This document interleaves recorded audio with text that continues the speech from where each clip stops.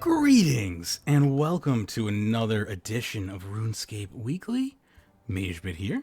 Joining me today is Pyrnassius. We have a good show for you lined up. I'm excited for this episode of Runescape Weekly. It's going to be a good one. I don't see any need to dilly-dally today. We can jump right in unless you have anything you want to chat about in the void space before the show.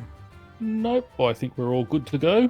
Alrighty. I'm sort of on a hard finish tonight, so if we that's get going, and hopefully I stay for the whole show. Yeah, let's do our best to plow through this. Let me get my intro music rolling here, and we can get this done. As soon as VLC player decides. Thank God I didn't just play this, because that was at 100% volume when I opened it. That's always fun. That's why we open VLC player first before we play. Always. I don't know why. If I turn my computer off, if I've let it sleep, it keeps the volume. But yeah, if I turn it off, when I restart it, it resets itself to a high volume. Yep, and that's why I restarted. So annoying. For Windows Update, and yep, that's exactly what happened. All right, I am prepared to go here. Let me just take a sip of water here, make sure my throat's clear. And we can get this show pretty much on the road. Sounds good. All right. 3, 2, 1. You're listening to RuneScape Weekly for June 4th, 2019. I'm your host, Magebit, with over 18 years of RuneScape experience. Joining me today is Pyrnassius. And on today's show, TLDW number 438, month ahead. Smithing quality of life update, mobile devlog, foot fetish, weapon diversity update for the 12th, slow and steady wins the race, mobile conspiracy, armchair software dev input, parched for skilling, contact support for stupidity, I quit because I lacked self-control, I'm back, Jagex wrong, I right. Basically lured, and cheater, see you later. Thank you so much for tuning into the show, and enjoy. Welcome back to this edition of RuneScape Weekly. Magebit here. Pyrnassius is also here. Welcome. How you doing, buddy? Yes, I'm good. I am actually on the 14th today. I know you seem to be on the 4th, but it is the 14th. So I swear I said June 14th. Did I really? June 4th. What is wrong with me? I was waiting to see. I always listen for the date now after the other week. Yeah, I can't do anything right. I just can't. That's okay. Most people probably would never have noticed it, but I just wanted to point it out so everyone could have it. I just point out all of my imperfections for me. I appreciate it. For some reason, I can't read numbers correctly. I have issues with numbers. All my life, had issues with numbers. I don't know why. Can't. If there's a form of number dyslexia, I have it. I swear, all my life, that there's. It's so weird. Anyway, that's okay. Hey, we're a comedy show. I mean, we're a variety show, so we've got to have a good laugh occasionally. Yeah. Oh, yeah. I'm totally fine at laughing at myself. I think it's funny that I can't say the freaking date right. And for those, I mean. We had a decent little pre-show. We talked about a few different things, but one of the things that was in there was there's a listener out there who plays both games, old school and the real game. He plays the official private server as well as RS3, but he prefers the old one more. He only comes over here occasionally. He saw me at the. I was just AFK cutting crystal trees the other day because I was just doing some housework. Right. And I'm getting all this abuse in there. I hear you on the podcast and, always picking on old school. It's the better game. It just really got stuck into me. And I said, yeah, but don't you feel bad with all those graphics and, it really being just the official private server that, I think he was sort of trolling and just having it tongue-in-cheek with me as well. Uh-huh. So I hope so because, I was just throwing things out there. And if he is a listener, I want to know it's all in fun. I don't mind old school. I hate the graphics. I hate the combat in there. But each to their own. As long as it's bringing money in for Jagex to keep both games going, I'm happy. But if you do want your name out there, come and see me again. I'm generally at Crystal Trees, always on World 65. Either there. If I'm AFKing, I'll be at Crystal Trees or at Manifos. But we had a good bit of fun. That's great. So I do want to thank Ricky A., one of our sustaining members currently on Patreon. Big thank you. That was one of our specials for the USB stick that has all the interviews on it. He was the one smart one who snagged it up at the discounted price. Currently, we have interviewed Pyrnassius, our very own, of course, on the show.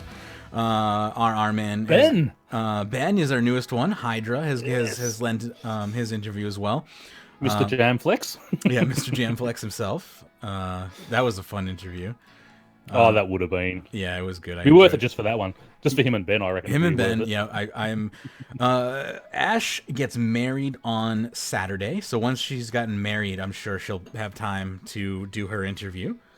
Don't do it. Don't do it. Sorry. She's madly in love. So yeah, you are at the start. Sorry. Yeah. I'm just a bitter old man. I know. Now. Don't worry. I know. I personally, I would never get married. I'm never getting married.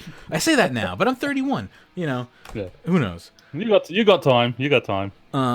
So anyway, I have Ash, Mitch, Shadow, and Hannah's still on deck. Hannah shouldn't be too hard to get as well. Her mic just died. That was the problem, but I think she's found a mic that is usable. So we will probably be getting that done fairly shortly as well. I want to ship these out next week. Come on, Shadow. I know you've made millions off your Bitcoin, but remember us little guys and come back for the interview. Right? My goal was to ship these out on the 17th. But if I don't have Ash's interview because of her wedding, obviously, is on the 15th, I'm probably just going to wait until... That is like the quintessential and most important one to me, because I don't have hers yet, and she's like the only old co-host besides Mitch that I don't have, and Mitch he's from the first season. He's great, but he wasn't around for that long. So it's like no one's going to remember him. People remember Ash. So I want Ash a lot more than I want Mitch. No offense to Mitch. It's just he was there literally 10 years ago. Yeah. No one remembers him. And call me sexist, you fucker. I want the girl. I don't care about the guy. I got Hana too, though. Yeah, I know. So I'm talking about your first girl. But anyway, I got two people. All the women are on deck. That's the problem. I am sexist. I've interviewed only men. That's the problem. Yeah. I can't ship this out with only men on it. So yeah, exactly. Yeah. Well, did you say you've got all the women on your deck? That's right. See, that's okay. I am sexist. Now I'm a chauvinist too. Great. Thanks. Thanks a lot, Pyrn. You're just saying it in the New Zealand way. Oh goodness. Yeah. Right. Goodness. I wish the Rrman was here. I think he is there. He's in chat. Ouch, Pyrn, says. Damn it. Turn mic up and get on for a few minutes, lazy bugger. I'll leave him alone. He can be in chat if he wants. He's probably in bed. Let's see. Actually, he probably is. So anyway, that is my current goal. I got all the. I'll take a picture of it. I made a mess of my office with global and domestic flat rate shipping boxes.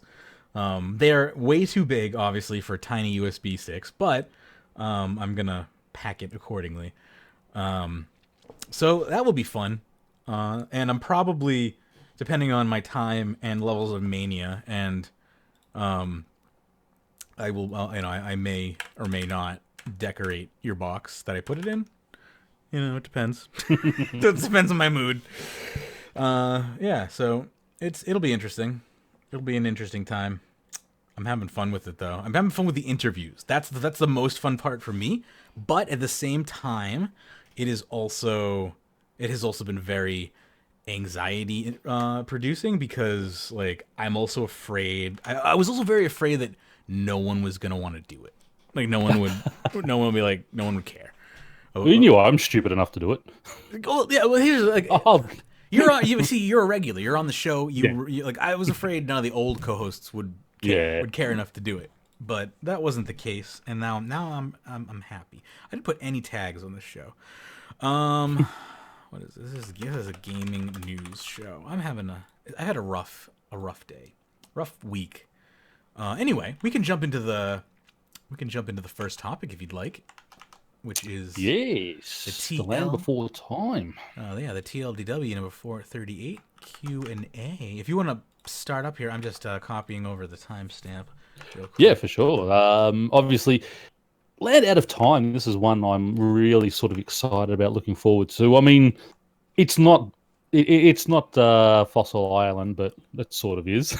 It is and it isn't, right? Yeah, they kind of they were like, all right, OSRS. We've said we'll never. Yeah, they said we'll never do Fossil Island because OSRS has got it, and we don't want to take them, even though it was talked about in here first, and then they decided, hey, we'll just jump ahead of it and do it because we got crappy graphics and can knock it out in 3 days. Right, we could.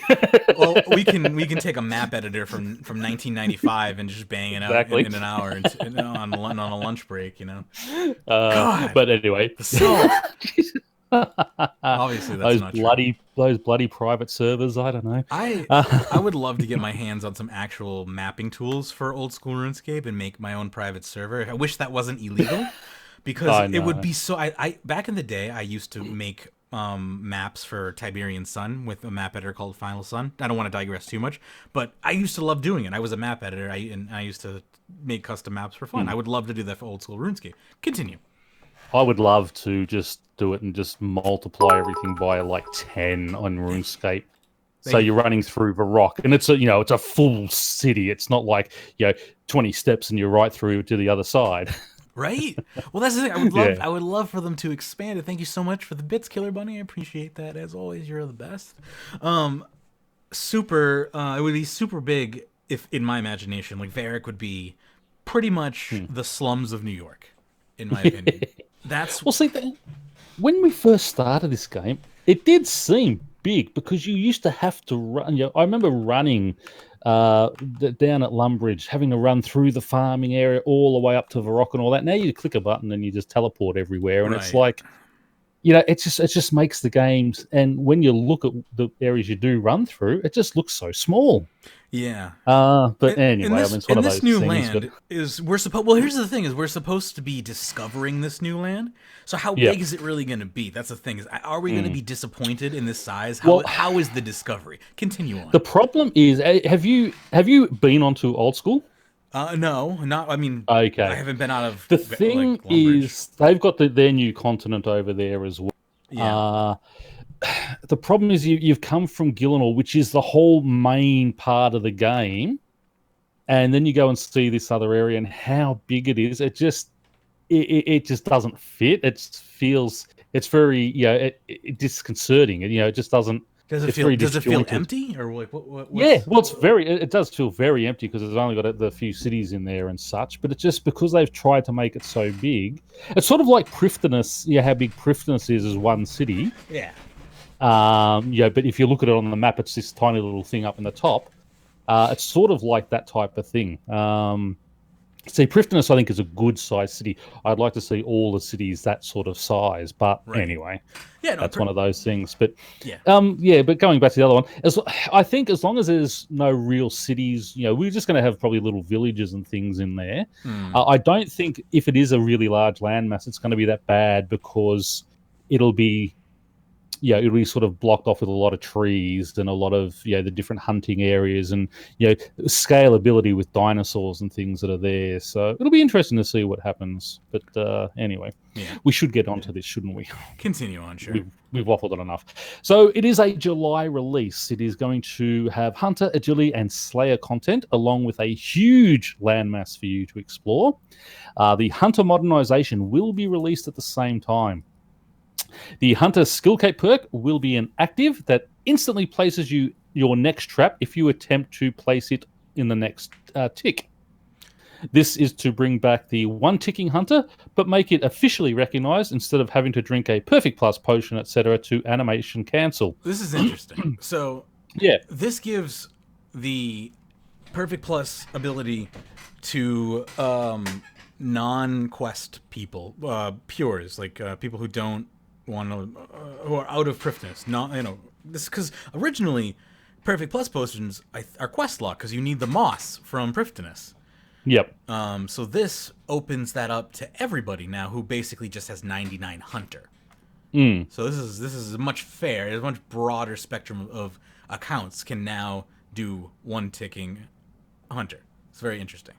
And of course, there are other methods that could do that, but this was, I think, the prime way to do it, with the PvP potion. Anyway, continue. Yep.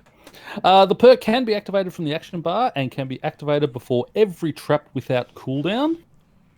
Slayer and Agility content will be revealed next week. Heck yeah. So Killer Bunny. We're going to see Slayer and the new Agility, and I'm really looking forward to see. I mean, new Slayer creatures I love, so that's a given for me. It's another soul I have to go and hunt down, so I'm going to love that.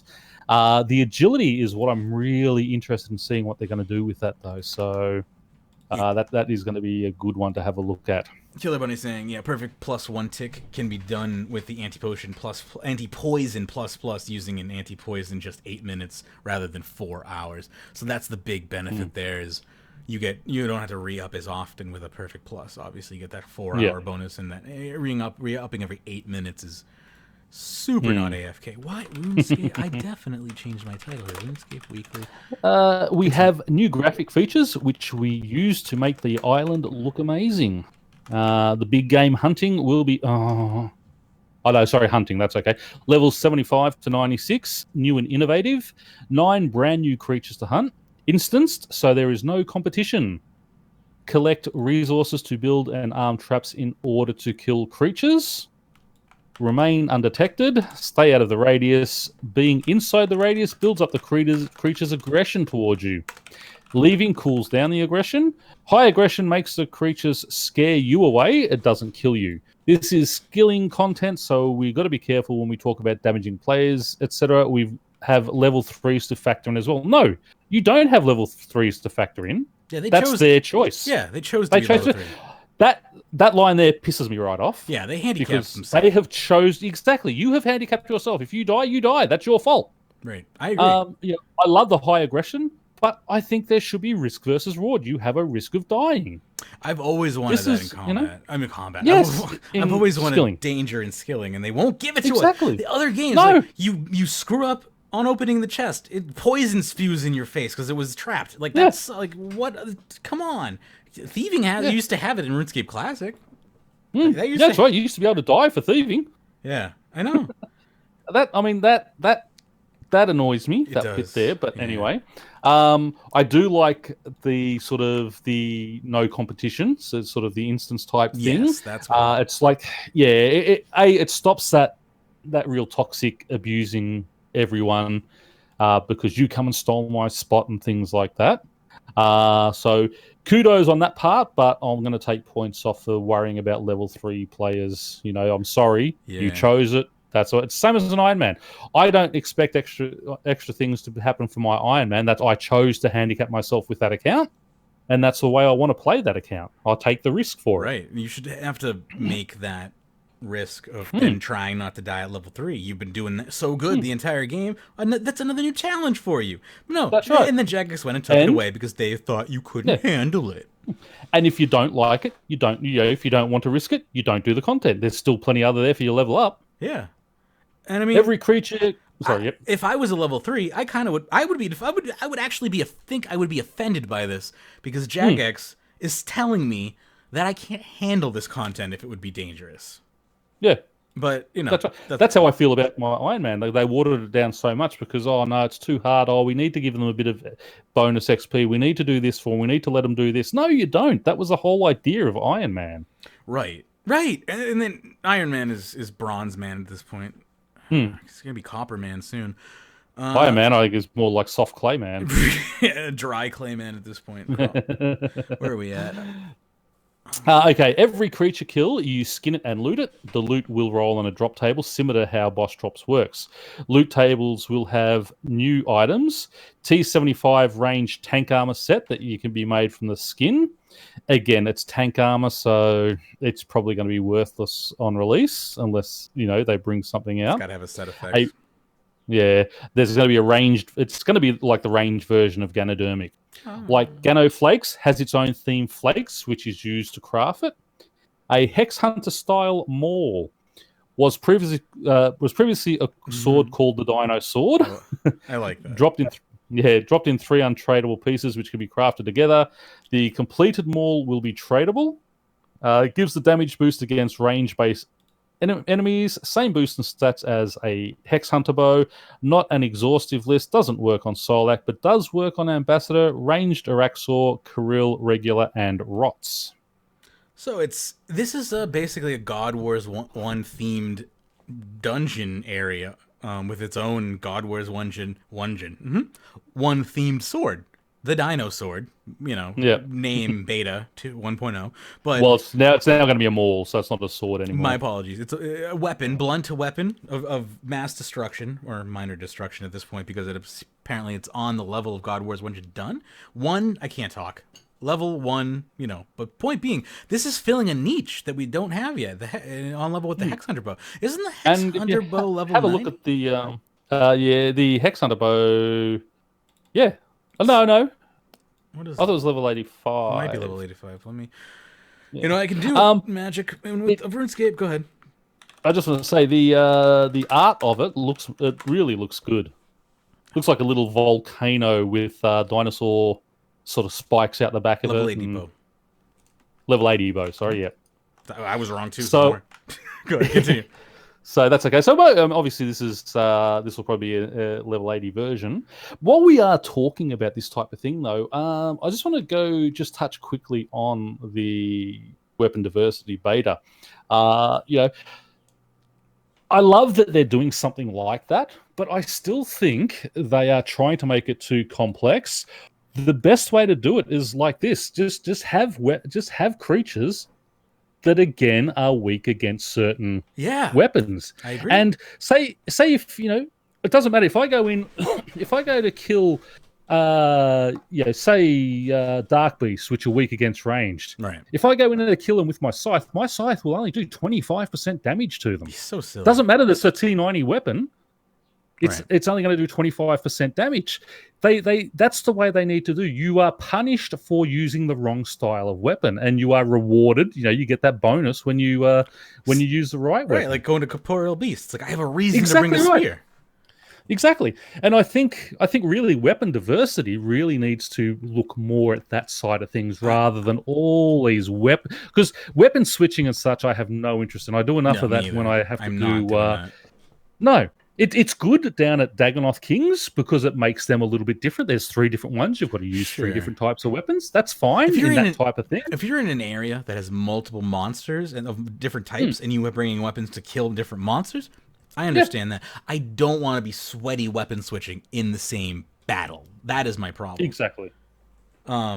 They did show something off. I think that will come later on in the TLDW. I don't want to spoil it though. That does make weapon switching a little bit easier.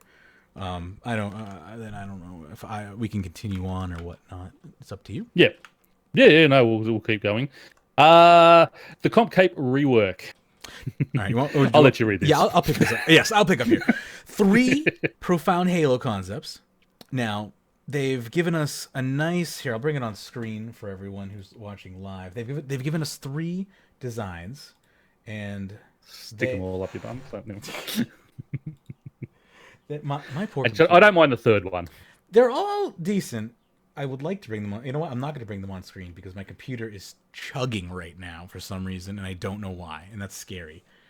They have... It's a gold halo. Then you have like a gold halo with wings in the front with like an angelic bar for the rest of it, and then you have like this jeweled one, this blue crystal jeweled diamond one with like a blue flame over it. And they're all pretty in my opinion. But I don't know. As someone who's never going to do this, some of us do though. However, having to do clues for dice to do is not fun. In regards to what, Iron Wolf? What are we talking about? But these I don't know.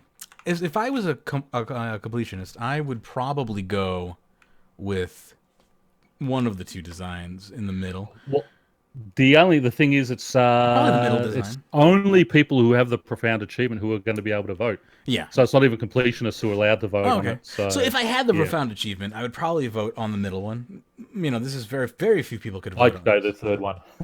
That's fair. I mean, they're all decent. I'd want something that sticks out a little more. That one is a little too much, a little too flashy. I just don't want, in my opinion, wouldn't want it to stick out that much. But that's me. I think it's a little too flashy. That's fine. I would still accept it and I'd wear it proudly because it says that, hey, I have a profound achievement. But at the same time, you know what? They're all fine. Profound is... You did it.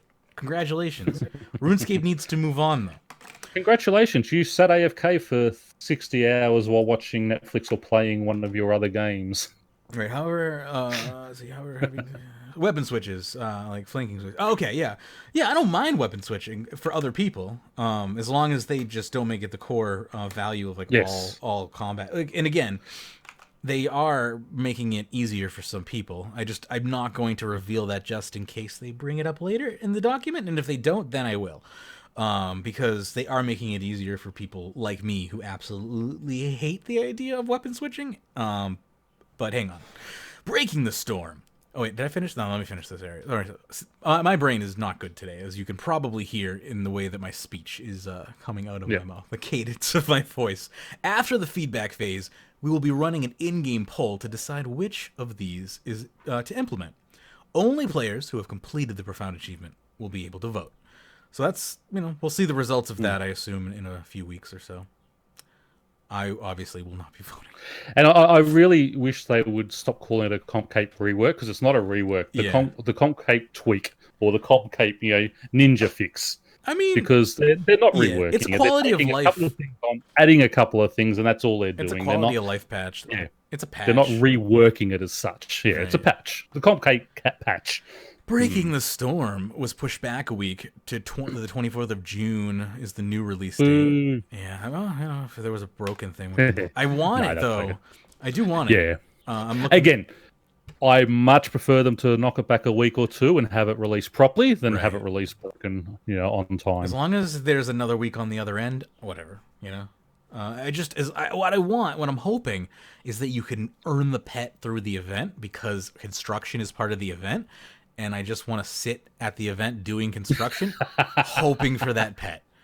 Because I do. I mean, just to be an arsehole, I'd say no. I hope they don't. But no, I do think these events. I mean, I do think the pets should be unlocked via those things, for the simple fact that there are a lot of max players out there who don't have it, who want to be involved in these events, and I do think that they should. It's part of the game. I think the pets should be unlocked. Be able to be unlocked through these different events, because they're not great. They're good XP, but they're not great XP. And I mean, so like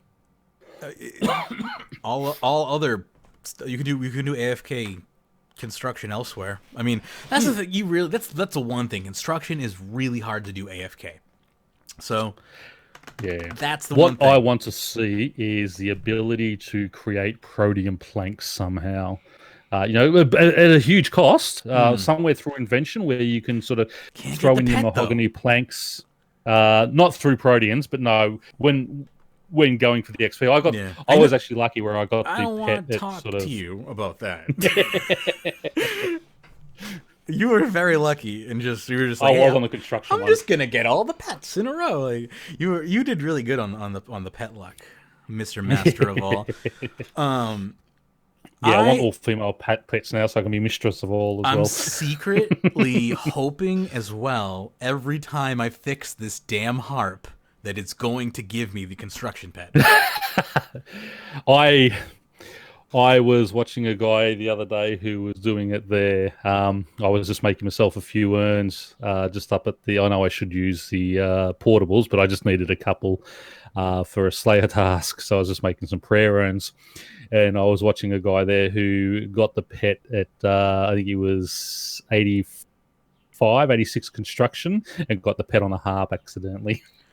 So that's so great. I know. As I sat there going, Major hate that one. The RNG is so low. But here's the thing: the XP per hour on the harp is about 80k an hour, right?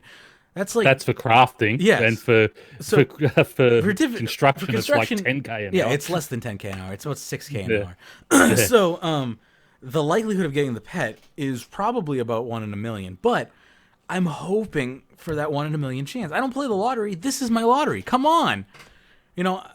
I've gotten 3 Blurberry specials in my lifetime. Okay. Oh wow. Can I please just have the construction pet? Oh wow.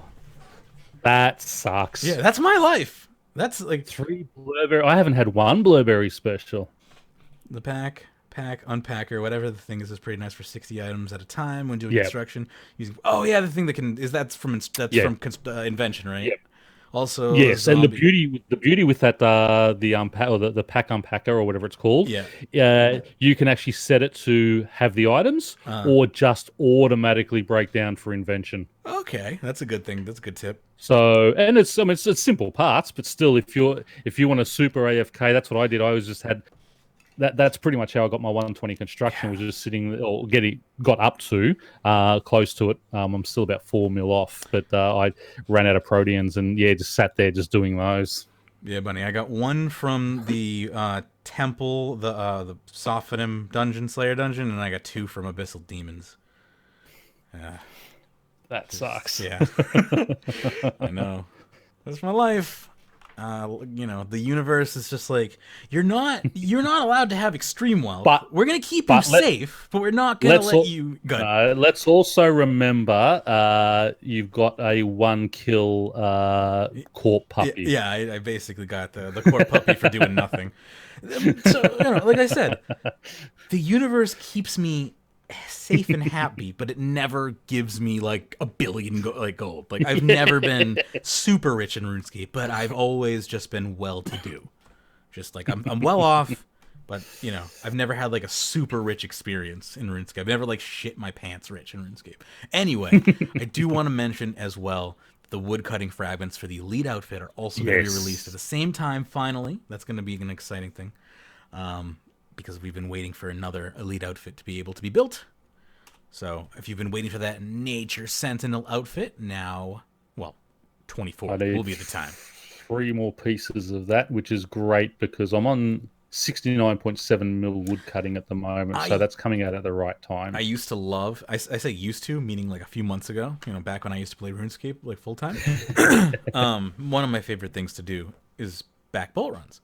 So having that actual full outfit will make me happy because I've been using just like the Maple Sentinel outfit or something. Yes, the one I'm wearing, Maple Sentinel. Yeah, so I'll be happy to have the actual real one.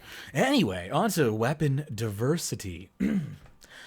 Following feedback, we will now be doing the full range of weapons, which includes kopeshes, wands, staves, orbs, and longbows. So when I heard this, I was like, they care. They actually care. They listen and care. It's completely an opposite 180 from what they said about the Cupcake.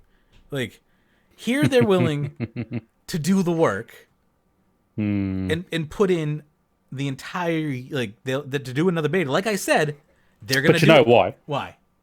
They listen to the show, they think, Pyrn doesn't really care about weapon diversity. Let's do a big rework. He was so passionate about the other one.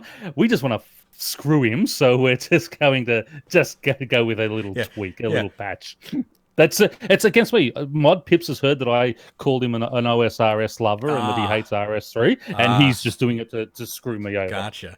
That's why. Is that why the old school RuneScape Weekly podcast has like triple the amount of ratings in iTunes, even though it's like only been around for 3 months and we've been around for 10 years. Yeah. That really that shook my world for a little bit there. I'm like, they have like 40 reviews and we have 20 and they've been around for 3 months and I've been around for 10 years. That kind of hurts. Anyway, but that's old school RuneScape. That's just, it's like this weird... Yes, I was going to say that, Killer Bunny, but I stopped myself. Yeah, you did a good job there. I muted myself. Yeah. This will impact the development of the time of the update, of course. We will begin to work on the design and development. It may mean these weapons come in future after the bank rework, not in the current beta. Now, here's my guess. From the live stream, Mod Pie looked really excited about this. So what I'm guessing is he's stuck on the bank rework. Not the bank rework. He's stuck on mobile, which I think kind of includes some of the bank rework at the moment. But when he heard how many people wanted the full diversity rework, I think he pushed for it, and I think that's why we're getting it. I think he wants the full thing, and he wants to put the work into it because he's kind of the combat master. And I think with his passion and the community's passion, he was able to push for it. I'm making this up. I'm just totally making this up. So. But if you are going to diversify all your weapons, you can't just pick and choose a couple. You've got to do the whole lot. Yeah, because it doesn't make sense just to pick and choose, He was very happy to be there, and I haven't seen him on a live stream in a long time because he's been working on mobile. And that's just the only reason why I'm making up this conspiracy theory. So you can take it, you can not take it, but that's my theory. Beta changes this week, fingers crossed. Lady Deathnell will be given a lot more items, such as codices, ability to max your stats, added max to the Combat Academy, so you can talk to him. He'll be able to give you gizmos with any perks that you might need. Shields will work as intended. Earth spells will be nerfed to 10%. Maces will be nerfed 200%. 150% main hand, 50% to offhand. Throwing axes will have a new effect. Attacks have a chance to bind the target for 3 seconds. If bind immune, will deal 10% more damage instead. And one-handed crossbows have been buffed to 4% main hand and 6% if dual wielding. So there you go for that. Mobile devlog is coming out. We have it. We will talk about it. Mobile desktop UI is going to be talked about, and future release plans. A lot of these are aimed at new players, but some are quality of life. There's a buff bar that can be resized. Oh, it's beautiful. Combat mode icon is no longer tied to the buff bar, so you don't need to deal with that slight offset. Both the buff bar and the buff bars have a capacity of 50 icons now, up from 18 and 12, which is, that is just... Whoa.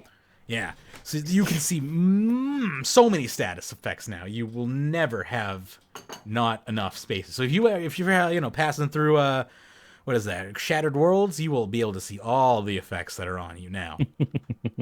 You can also have a vertical buff bar now. You could line your buff bar up vertically aside your screen if you want that, instead of just having it as a normal blob.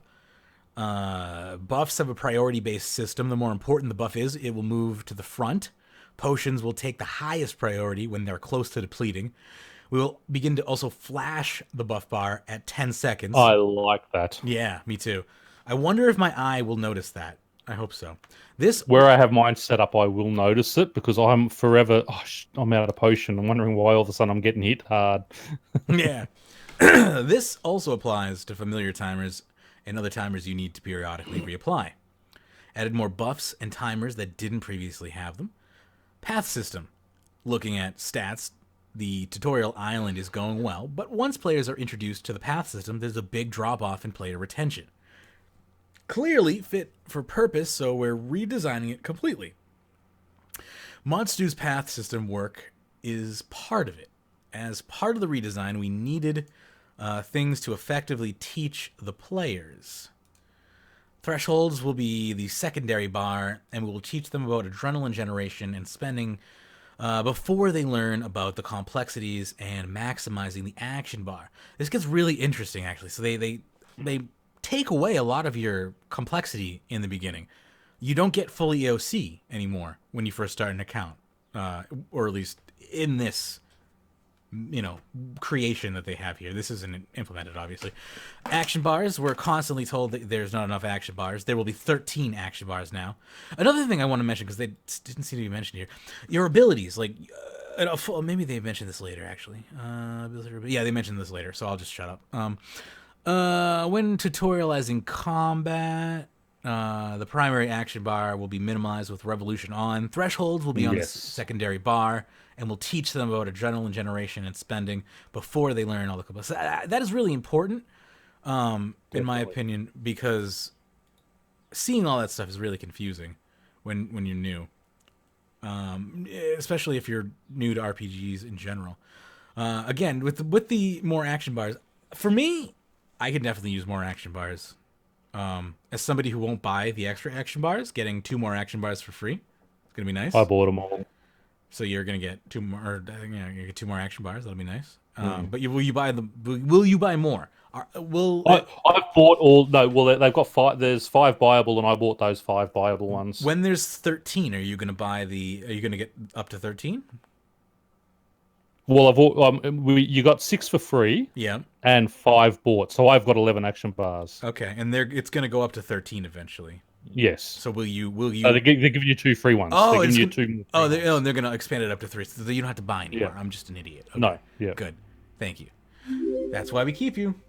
Thank you very much for the follow, Rain. Appreciate that. Action bar binding. You now have 13 binds. This will give players the ability to change their non-primary bars on the weapon switch. This is what I love, and this is what is going to help people with weapon switching. Yes. Yep. Your existing binds will not change when you log in, when the update goes live. So it's not going to screw you up if you have something equipped. It's like, you're somewhere, it's not going to...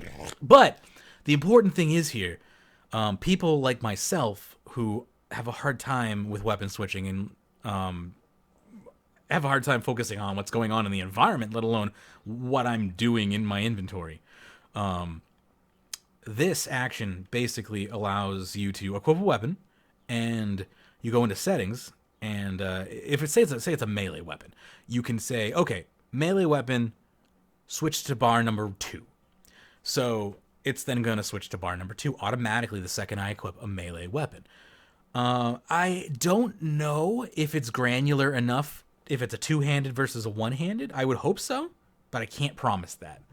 But that would be just good. With the way they do the weapon switching now, where you bind it, I mean it's made Dagonoth so much easier because I only have to click the weapon. and my action bars automatically swap now. That that was about 12 months ago they fixed that. This where now, like, if I can switch between a one-handed and two-handed, it'll do that. That is going to be even better. Yeah, as right now, binding style, action bar binding. If you go into action bar binding, it says like all melee, binding bar 1, action bar 1. You can then binding preset switch to action bar 2. So it's pretty cool. I'm excited for this. This is going to make weapon switching, action bar binding plausible for somebody like myself who just finds it too much work in combat. Abilities. There's a new ability for HP called Eat Food, something that you'd think would be extremely basic, but goes over our heads because a regular RuneScape player just, you can just put your food on your action bar. But this just eats the first piece of food in your inventory, regardless of the type. Simple, easy. You don't have to worry. You can bring multiple types of food. What a freaking concept! Doesn't apply to brews. Brews or potions. Go ahead. The good thing about this is if you bring a little bit of food and something happens and all of a sudden your game freezes for a moment and suddenly you've got to eat your food, but there's food that the monster drops you generally wouldn't pick up. You can just click on it and bang, you'll just keep going. Yeah, especially you're at God Wars Dungeon 1 and then you're just mashing on creep, but there's some delicious manta rays on the floor and those are looking tasty, real tasty. But you don't want to buy them. You're lazy. You want to put them in your inventory because you got full health right now, but you might want them later because, you're going to run out of that penance ore isn't going to last forever. I feel that. Anyway. That is... Oh, we have lesser abilities. This is also really cool. Lesser abilities. New players didn't have enough basic abilities to have a full rotation, meaning that your action bar is extremely empty when you first start, and it's basically like firing off just like one ability or two, and then a lot of basics, and then waiting for your cooldowns to end, and it just looks really stupid and boring, and it wasn't fun. It wasn't fun, right. Lesser abilities will upgrade to normal counterparts at the required levels, similar to how mutate abilities replace originals. And this is just kind of how RPGs just work in general in other instances, is you can just kind of level up your abilities. That doesn't help with flank switches and stuff, though. Yeah, that won't help with everything, but it will help with some things. And for sure. Again, yeah, flank switching and all that, that's more elite PVM stuff. Yeah. That's where you do it all manually anyway. So this is for, the average all-rounder, people like myself and Mage who don't do all that type of stuff, but would like to maybe just have a little weapon switch, maybe switch to that mace special that they all do and things like that, which I've never done because it's just a pain in the bum for me to sit there trying to remember, switch. Right. Yeah. So, yeah. And having that opened up to me would be great. But if weapon switching was something I didn't have to worry about, it would maybe free up my brain to process just to flank. That's the thing, is I might be able to be in a flanking position if I didn't have to think about, I need to switch and then switch action bars. Like, if I'm not thinking about that, maybe I'll have the energy to switch. I don't know. I have no idea. I'd have to actually try it. That's the thing, is there's so much I haven't actually tried yet because of my own anxieties about failure. And I just need to get over that. I need to get over the fact that it doesn't matter if I die and lose 1 million gold. It doesn't matter. It's a video game. But, and half the time, if you've got your pet on with lifesaver, your first death, you dragged away anyway and saved. So right, and it just doesn't matter. And I've got tons of life refreshes in my make. I've got tons of it just doesn't matter, Magebit. you have so much going for you that could help, and you are just refusing to try it because of the fear that you are going to fail, and everyone fails. But anyway, I can move along. I believe our next document is it Smithing Quality of Life? Where am I? Yeah, Smithing Quality of Life. Unless you have anything else to say. No, some good things coming up. So good. All right, Smithing Quality of Life. Clink, clink, clink. Oh, don't mind the noise. We're just putting the finishing touches on smithing. That's right. We've heard your feedback, and we hope that this week's changes will go some way to improving stone spirits. Read on to find more. One big problem with stone spirits is that there is already a surplus of ores on the market, so they aren't worth bringing along. Mainly, this is because mining in its current state is far less intensive than smithing. Yeah. The following changes are intended to make smithing more AFKable. You are now able to have multiple unfinished items at once. Once you finish an item, you can start working on another unfinished item straight away. The progress per swing from no to low and medium. Yeah. Low progress, low medium. No low and medium heat. Yeah, sorry. Yeah. No low and medium heat has been decreased. So they are trying... we went through the numbers last week on those too for people. So they are trying to make smithing more AFKable. Is this working? I am not 100% sure. We've seen some rants, but again, we need to burn through this ore. Yeah. And that's what, again, we were saying that in the pre-show. I mean, people are still complaining about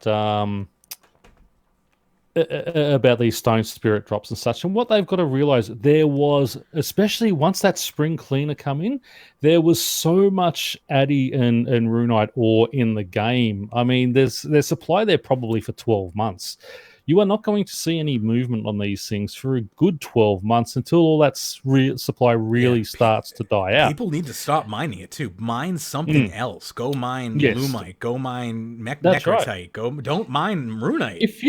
If you look at the stone spirits of those, the 60 plus ores, because they are new ores, there's no surplus of them. They're worth good money. Yeah, you know, Bane ore. Don't mind the ores that exist in the game already. Bane ore's worth good dollars. Yeah, so drain the ore that is new because we need to break through the surplus that exists in the game. If we keep adding to the surplus, we're never going to get through the surplus. And what you've also got to remember is Addy and Rune. Well, I mean, Addy was always free to play, I think, but Rune is now free to play. Yeah, it is. So, what we really need here is a new invention machine that takes ore and just processes it down very slowly into unfinished jobs that you could just sell on the Grand Exchange, or maybe no, I take that back. You cannot sell them; they are untradeable. Yeah. You have to finish them yourself, but it removes ore from the game, and it's a slow process. I still think my idea of using 3 stone spirits with a piece of ore, to make your own pieces to break down for invention. I thought that would have been a good way, because that'll take both ore and stone spirits out of the game and give an actual use. Invention is definitely the answer as far as I'm concerned. Invention is the light at the end of the tunnel. You just need to find a way to utilize it. And I think that is another great way to utilize it right there. Just, you got to do it. This definitely can help, but I think it's going to be a very trickle way of helping. I just don't think it's going to solve the issue. But I'm glad they did it. Making smithing AFKable, I like it, because it should be AFKable. It's not really... Yes. I mean, it should have AFKable portions to it, because it should also have non-AFKable portions to it, though. That's the thing. It sort of is, but the AFK side of it is very slow. The AFK, that's the thing, is we want to burn ore out of the game, but we also want to have a fast, intensive method that also burns ore out of the game very fast. As long as that exists, I'm still happy. Yep. And we all know that's what RuneScape is about, making Magebit happy. Let me continue along here. Telos and God Wars Dungeon 2. Another issue with stone spirits is that they are not as valuable as other items on the loot tables, which can cause disappointment. In light of this, we've made changes to the drop tables in Telos and God Wars Dungeon 2. We hope that these changes will bring the GP per kill to these bosses back in line with player expectations. First up is Telos. Rune spirits have been replaced by small-bladed rune salvage. I would say that's an improvement. Adamant stone spirits have been replaced with rune stone spirits, which are more valuable. So, God Wars Dungeon 2, the frequency of Necrite and Phasmatite stone spirits has been reduced across all God Wars Dungeon 2 bosses. See, I don't understand, because Necrite and Phasmatide I thought was still fairly reasonable money, because they are the new... You would think. Yeah. So that tells me that people are just not wanting to use the new bars for things. The new metals are not being used for anything. That's right. And what you also need to remember, when you do use these, if you use these in conjunction with your Grace of the Elves to bank, so it gives you that double ore. Every time you use one, it's double ore. On your Grace of the Elves, you're sending 2 ores back, but only using 1 charge. Yeah. And if you have the perk where you sometimes get the 3 ores, the double ore, it's sending 3 ores back to your bank for 1 charge. So you can go out there, you've got 500 charges. Essentially, you'll get over 1,000 ore sent back when you are using the Stone Spirits. And I don't think people sort of understand that as much, because that's what I was doing with mine. It just took, I'd go down there to the Dark Animica or the Light Animica with a fully charged Luck of the Dwarves, and I'd be down there for a couple of hours not having to worry about it. Yeah. Oh, yeah. That's what I love about the Grace of the Elves, is you can stay in a place for a good couple hours at least, and not have to worry about leaving. That's my dig when I want to play. That's why I love what I'm doing right now. The harps, I don't care that it's 80K an hour. It's 70K an hour right now, which tells me I'm not paying attention. But I like it because it's something that I can do that's AFK. It's something that provides a useful resource that I'm probably going to be able to do something with eventually. I'm gonna have so much crystal dust by the time I'm 120 that I don't. Can I give one little rant? Yeah, sure. When you're wood cutting and you get the little those little implings that come out in Menaphos, why do I have to hear the whistling of someone else's one where I can't see it? Yeah. It whistles and he won't catch it, and it's just annoying. I know. Area sounds are. I understand why we can hear other people's area sounds, but it does get frustrating. Catch your freaking imp, mate. 700 GP kill and you get 15 to 25. It's pretty worthless still. That's a shame to hear. Hopefully decreasing the frequency of them appearing will make it, less disappointing if you don't see them as often. That's the hope, I think. It's not maybe the best. But still, I mean, that's part of the risk you take when you you do your bossing. Yeah. Not every drop. Yeah, you get... Exactly. Not every drop's going to be, a mil, 2 mil, 3 mil. I mean, you're gonna have. It's like chasing things. You're gonna have a stretch of bad luck where you might get 4 or 5 drops in a row like that, but then you get that that 1 drop or that spear drop or that big weapon drop that makes up for it. That's what you're actually there for. Right. It's not there to, and that's what sort of frustrates me a bit with the way. Bossing in RuneScape is everyone expects, I go down there for an hour, I'm going to make this much money an hour. There should be times where, hey, I've gone 3 hours and I've only made $1 million in that 3 hours. But then I'll have the next hour where I make that 20, 30 mil because I've got all the good drops and things like that. So, right. So that's the thing is, in my mind, bossing doesn't have to be a killer drop every kill. And sometimes the drop can suck. But, as long as you are making money on average from bossing, then it's working. They're doing it right. But, you just have to look at your averages and make sure you're not actually losing money. That's the big thing. Yeah. As long as you're not losing money, as long as you're making on average. And, I mean, when I say 1 mil in 3 hours, I mean, obviously that's going overboard. But, if you only make $1 mil or 2 mil in an hour... I still think that's quite reasonable on those, those 1 billion goals to 1 billion bosses. I mean, no, 1 billion to 3 hours of killing is not reasonable in RuneScape 3. No, not at all. No, exactly. I was sort of speaking more tongue in cheek there, but a mil or 2 an hour, I think, is fine. And then all of a sudden you get that big one, which boosts up. So if you work out a 10-hour average, you are probably earning 6, 7, 8 mil an hour over a 10-hour average. But there are going to be times where you only do a mil or 2 an hour, but there's going to be other times where you do sort of 15, 20 mil an hour. you're there for that big wow factor drop, and that's what I want to sort of see more of. Upgraded armor spikes. We think armor spikes are working so well that they deserve an upgrade, because that's definitely what you do when things are working so well. You just make upgraded armor spikes have 10% chance to deal 10 times the damage of regular armor spikes. To craft upgraded armor spikes, you'll need 1,000 original armor spikes and a bar of concentrated ally. Don't forget, if you're wielding a shield alongside your armor spikes, they'll deal double damage. That's pretty cool. You know what? I need to just go to Araxi with this crap. It sounds like I could just wreck. So that's pretty cool. I'll tell you what's fun to do is with your trimmed masterwork armor. Yeah. When you get an Edimu task. Yeah. That is awesome because you're not using any charges because obviously it's on task. Oh yeah, you just go. And it's AFK totally now.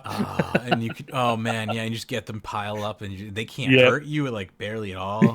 It's just great. You probably don't even need an aura anymore.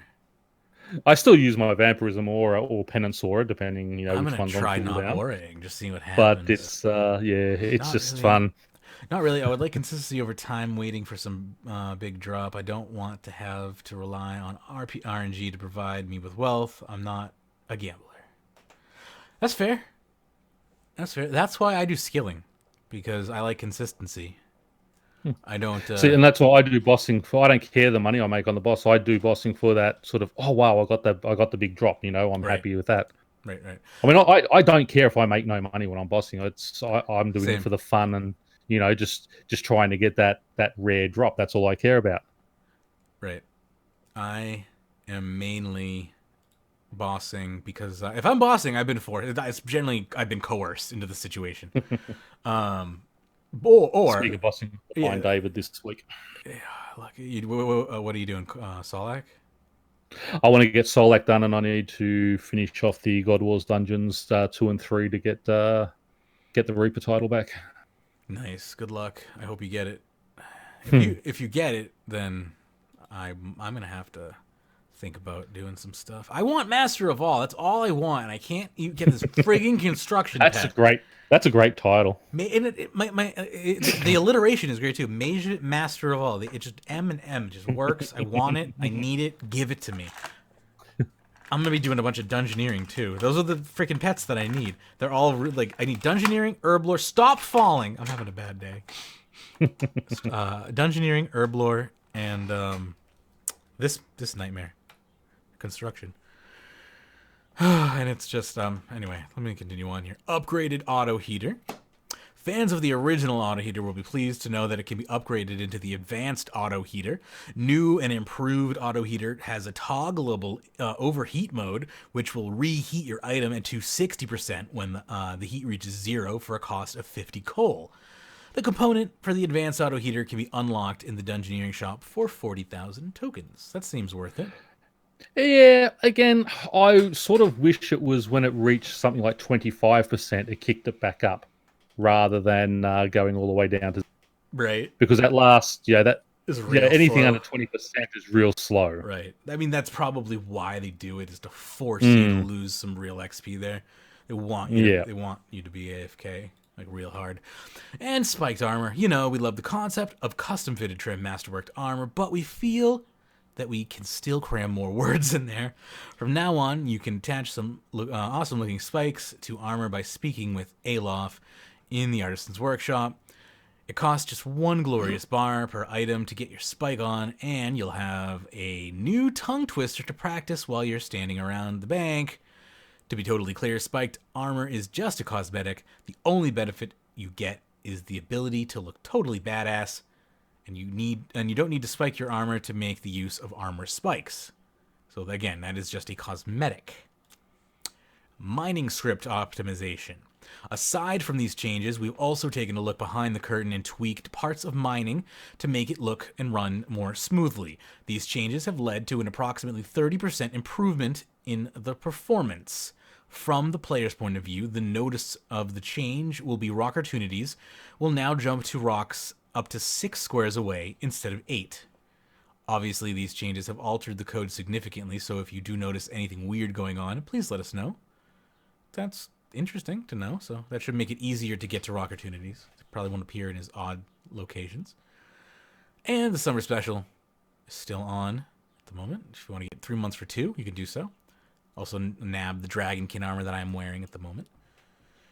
And yes, RuneFest 2019 tickets are on as well. And that is that, I believe. We can move on to the mobile dev blog if you'd like. I'd like to give my voice a break if you'd like to talk about the mobile dev blog. I was having a quick look through the patch notes to see if there's anything interesting in there. So when selecting an additional action bar in Legacy interface mode, it will no longer disappear when changing to EOC. Mm-hmm. The secondary action bar can no longer be accessed in Legacy combat mode. Okay, good. The Ring of Forging now works when smelting using ore stored in an ore box. So that's another decent one there. All right. Players with older Premier Club membership should now get login messages that make sense when they have older items to collect. And I think David was having an issue with that last week. So hopefully that has been fixed up for him. Good. I hope so. Now, further improvements to the loading screen have been made based on player feedback. We've gone through all the drop tables and such. Various combat equipment sets have set effects listed in the tooltips, which is a good one. And clue scrolls thieved from ham members will now be placed directly into Charos's clue carrier. Beautiful. So if you carry that around, it'll just go straight into there. Chicken eggs is now a members only item. We already knew that. Typos we don't care about. The invention materials. The invention materials window has now been made in overlay, meaning you can disassemble your items and see the interface update in real time. Good. So camouflage fragments will now be more consistently removed from under the player in certain scenarios. Gemstone fragments will clear correctly when owning all of the golem outfit pieces. Now, there was, obviously, this was a patch. Someone's had an issue with this. So hopefully that fixed it for him. Very good. And that's basically it. Okay. Good stuff. Moving along to the devlog then. Mobile devlog for June. The I call this the politicians blog. Telling us a lot of stuff without really telling us anything. Right. That's basically true. They're just dancing around the release date pretty much. Yeah. Alrighty.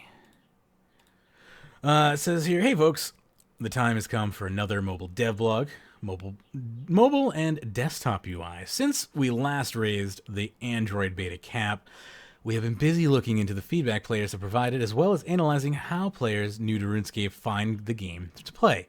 This has led us to the conclusion that whilst the game is performing well for existing players, if we want to make most of the influx of new players we will reach via the mobile platform, that we need to make some wider changes to the UI.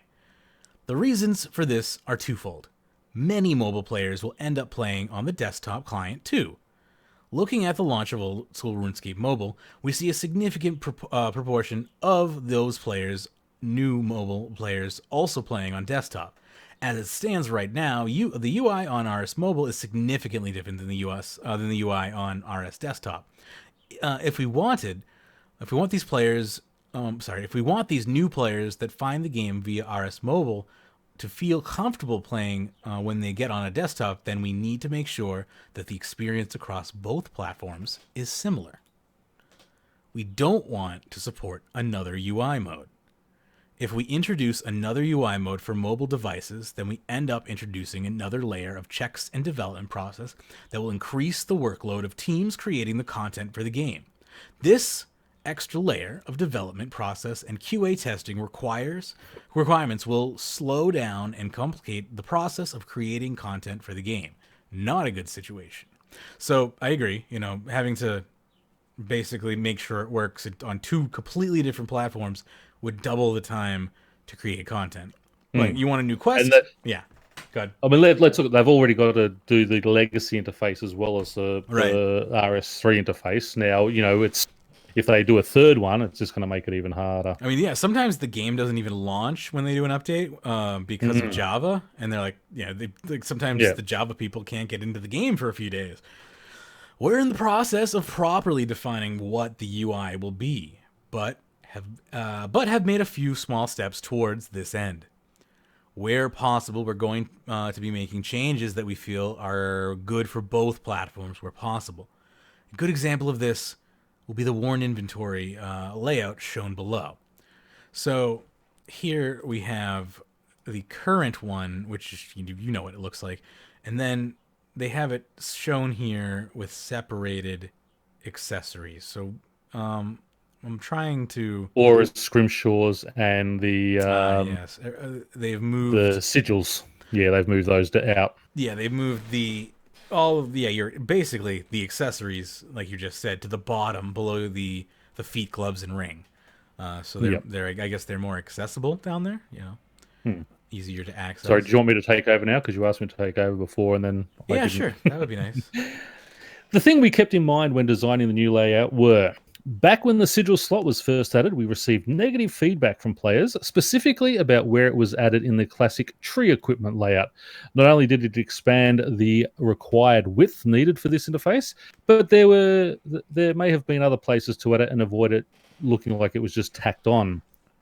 On mobile, we currently cannot use the classic tree layout because it is slightly too wide with the sigil slot in its current position. Changing this will let us use the more familiar layout instead of having to use a grid layout that can also make the worn equipment look like the backpack at a glance. For many long-time lapsed and returning players, and even old-school players moving to the real game, a few new equipment slots have been added over the years. Just a point. While the core... someone who has played the beta, the backpack often does look like your worn equipment, and I've unequipped stuff thinking that it was my backpack. Just to say. Oh no, good. While the core of this interface has not changed, these new slots can reduce the familiarity to them. But this change helps retain the traditional structure for all the slots shared across both games. For new and low-level players, these slots are not even relevant until a mid-late or to late game. Grouping together these slots will help the equipment interface feel less busy and intimidating for these players. This also helps separate these more mostly consumable item slots from the more permanent armor, weapon, and cosmetic slots. However, doing this change will mean that this layout will now be taller, possibly affecting top-level interface layouts, and the position of some regularly used slots will have been moved. As you can see from the list above, for this relatively small change, there are some potential drawbacks. It's going to be hard to update the UI to please absolutely every single player, but we're going to do our best to make sure that we make holistic changes that are useful to all players, both new and existing, mobile and desktop. And part of this process is going to involve the community as we reach out to you to get feedback on proposed changes. Expect to be hearing from the community and development teams in the near future.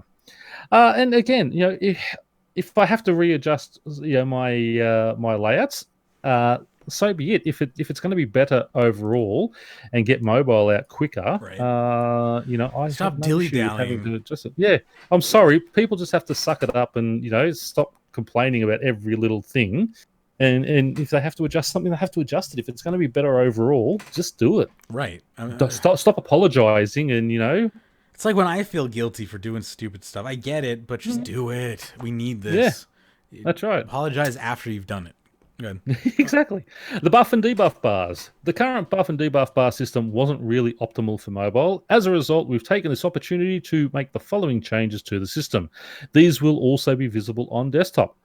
The buff and debuff bar system has been totally rewritten. Buffs are now ordered in priority, placing more important buffs at the front of the buff bar. This should react accordingly to buffs coming and going.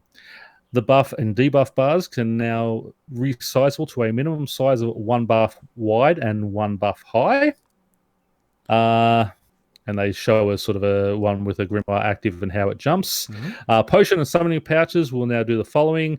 With 30 seconds left, they will bump their priority up the list. 10 seconds left, bump their priority again, and will flash.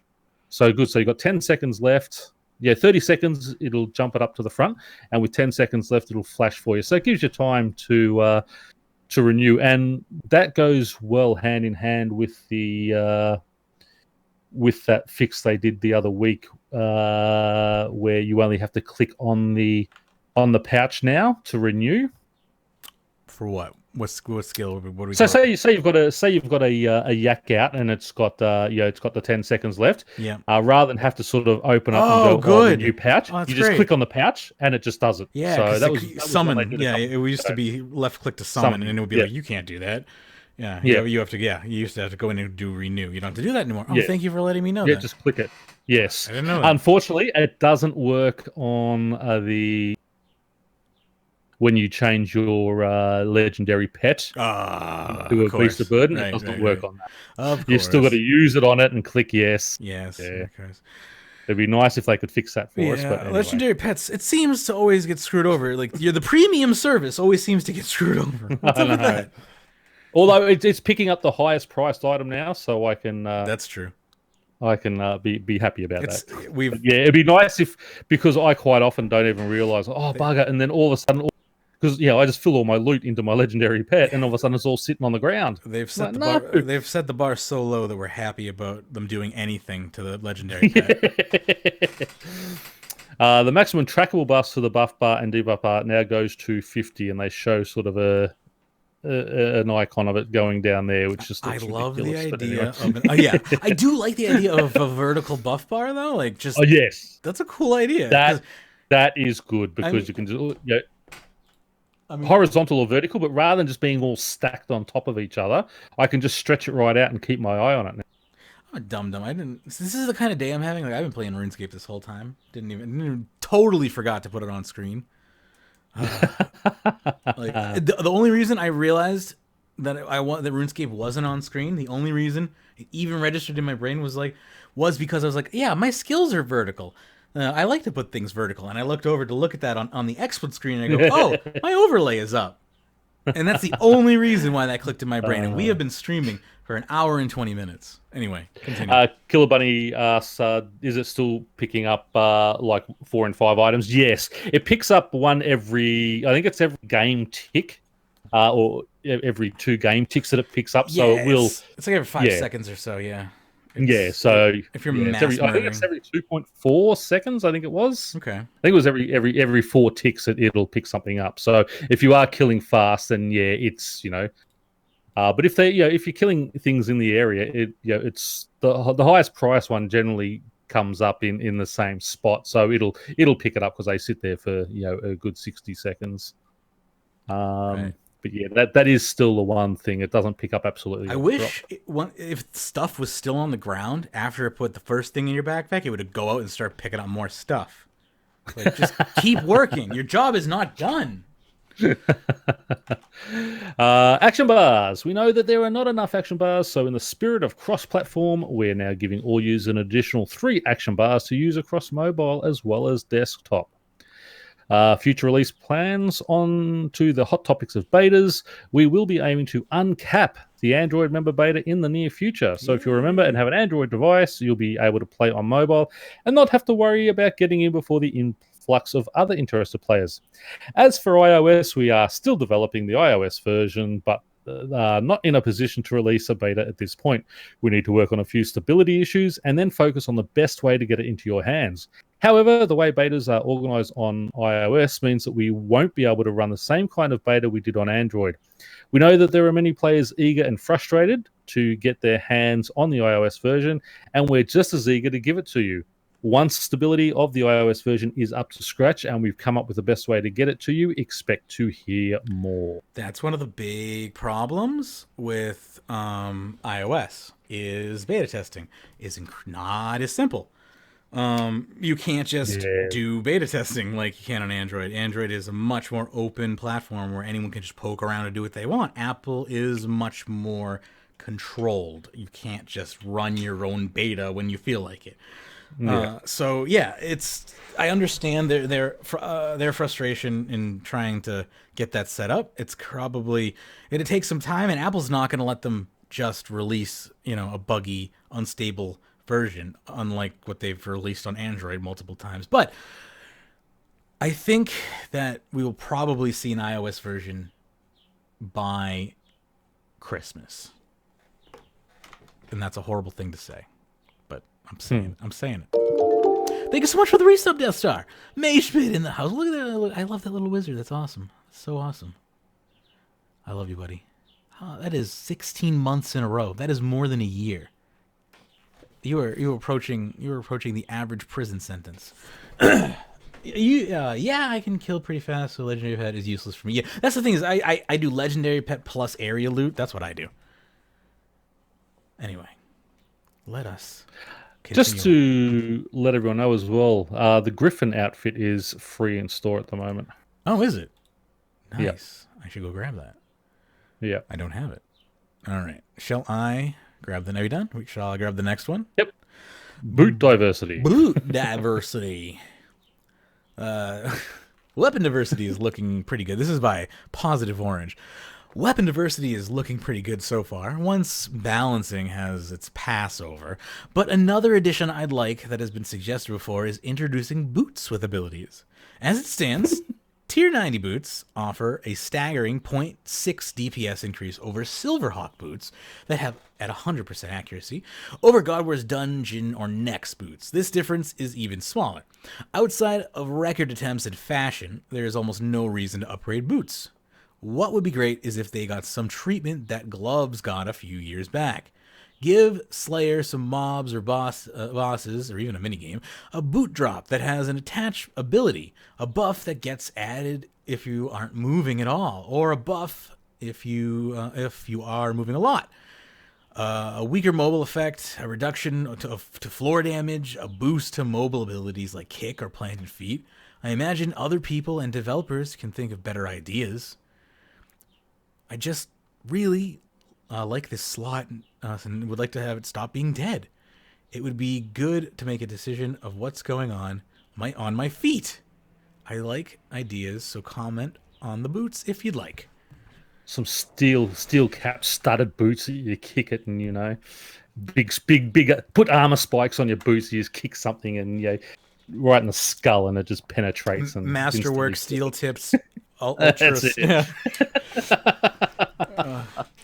I mean, let's get the other things. Let's get weapons done first. I mean, armor's nice, but your weapons are your most important thing. And I think really, your chest and legs are always going to be sort of more than sort of your feet and such. What annoys me is I can't wear my Silver Hawks when I'm using your elite skilling outfits because you want that extra 1%. Right. Because if you use 4 pieces, you've only got 4%. Right. You put the boots on, it goes up to 6%. So you actually lose 2% if you put Silver Horse on. Sweet set effect. That's why I love the prayer one, where it's the you've got the ring. It's weird. Yeah, I know. Yeah, it's such a weird setup with the prayer one. It's got a weird ass ring. Next up, we have Shawnee talking about the weapon diversity beta. What changed in the weapon diversity beta? So it says, hello, everyone. Since launching the weapon diversity beta, we've been monitoring all your feedback coming your way. I think we talked about most of this, in the TLDW, didn't we? As far as Max, so I'll skip this. Not important. Thanks for the update, though, Shawnee. RuneScape Mobile was announced. This one is by our Stormy, longtime salty player. RuneScape Mobile was announced nearly 23 months ago. Now, the recent dev blog gives us some tiny insight into release plans. It almost seems like Android users are going to be stuck on beta form of mobile for countless months to come, and as for iOS users, well, we get the short end of the stick on this big time. I acknowledge that mobile is looking pretty good, and we are definitely getting some nice UI stuff coming from it, which is transferable to desktop. But this constant delay for iOS is nothing short of appalling. 23 months since the announcement, and iOS users have nothing to show for it. I know Apple is a pain for betas, and I've heard that how hard it is, but guys, we are about to hit the 2-year mark. At this rate, I would wonder if iOS is even going to reach its first players in 2019. You've stated that you need to work on some stability issues. What I want to know is, are they issues? I'm sorry.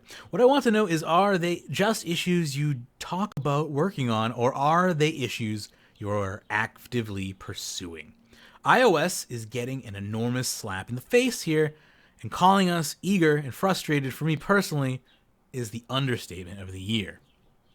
So, I mean, yes, they are actively working on it. They want it out as much as you do. Right? That's money lost every day that they don't have it out. Of course, they've seen the success that OSRS has.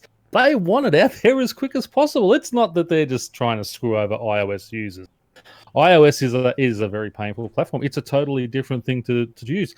And, even the Android one still has a few bugs that they've got to work on, and then they've got to port that entire thing over to a new system for iOS, make sure it all works properly and it's not buggy, and and it's not going to sit there and crash and wipe your bank out or delete your player or anything like that. I mean, is it annoying? Yes, but it's not like they're doing it deliberately. And to sort of sit there and say, well, I've heard how hard it is, but come on, guys. Well, you go work for them and see how hard it is. Right. I mean, trying to write something, that's going to work on Android and mobile, on Android and desktop and iOS is not a simple thing. And 23 months does seem like a long time, but you've got a game that has been 18 months in the making. Don't forget, this isn't standalone, right? It also has to work on Android and desktop, and so stability issues. That's right. And it's not like it's a brand new game that's been developed from the ground up to do all that. There's a lot of legacy stuff in there that that is going to be very hard to port over and make sure it works. And I'm an iOS user. I mean, obviously, if I play RS3 on a mobile device, it'll have to be on an iPad because it's just too small on a phone. As I said, OS RS is pretty small on a phone for me, so RS3 is going to be impossible. Right. But it'll certainly be nice on the iPad just to lay in bed, or if I've got to go to the doctor's, I can just hotspot it to my phone and play there and such. But I don't want to sit there and risk losing my bank or, having my player deleted or anything like that because, something has gone wrong in the port of the different systems. And to sit there and try and say, are you really working on it? Saying that is, that's a slap in the face and an insult to the speaking of slaps in the face, right? Yeah.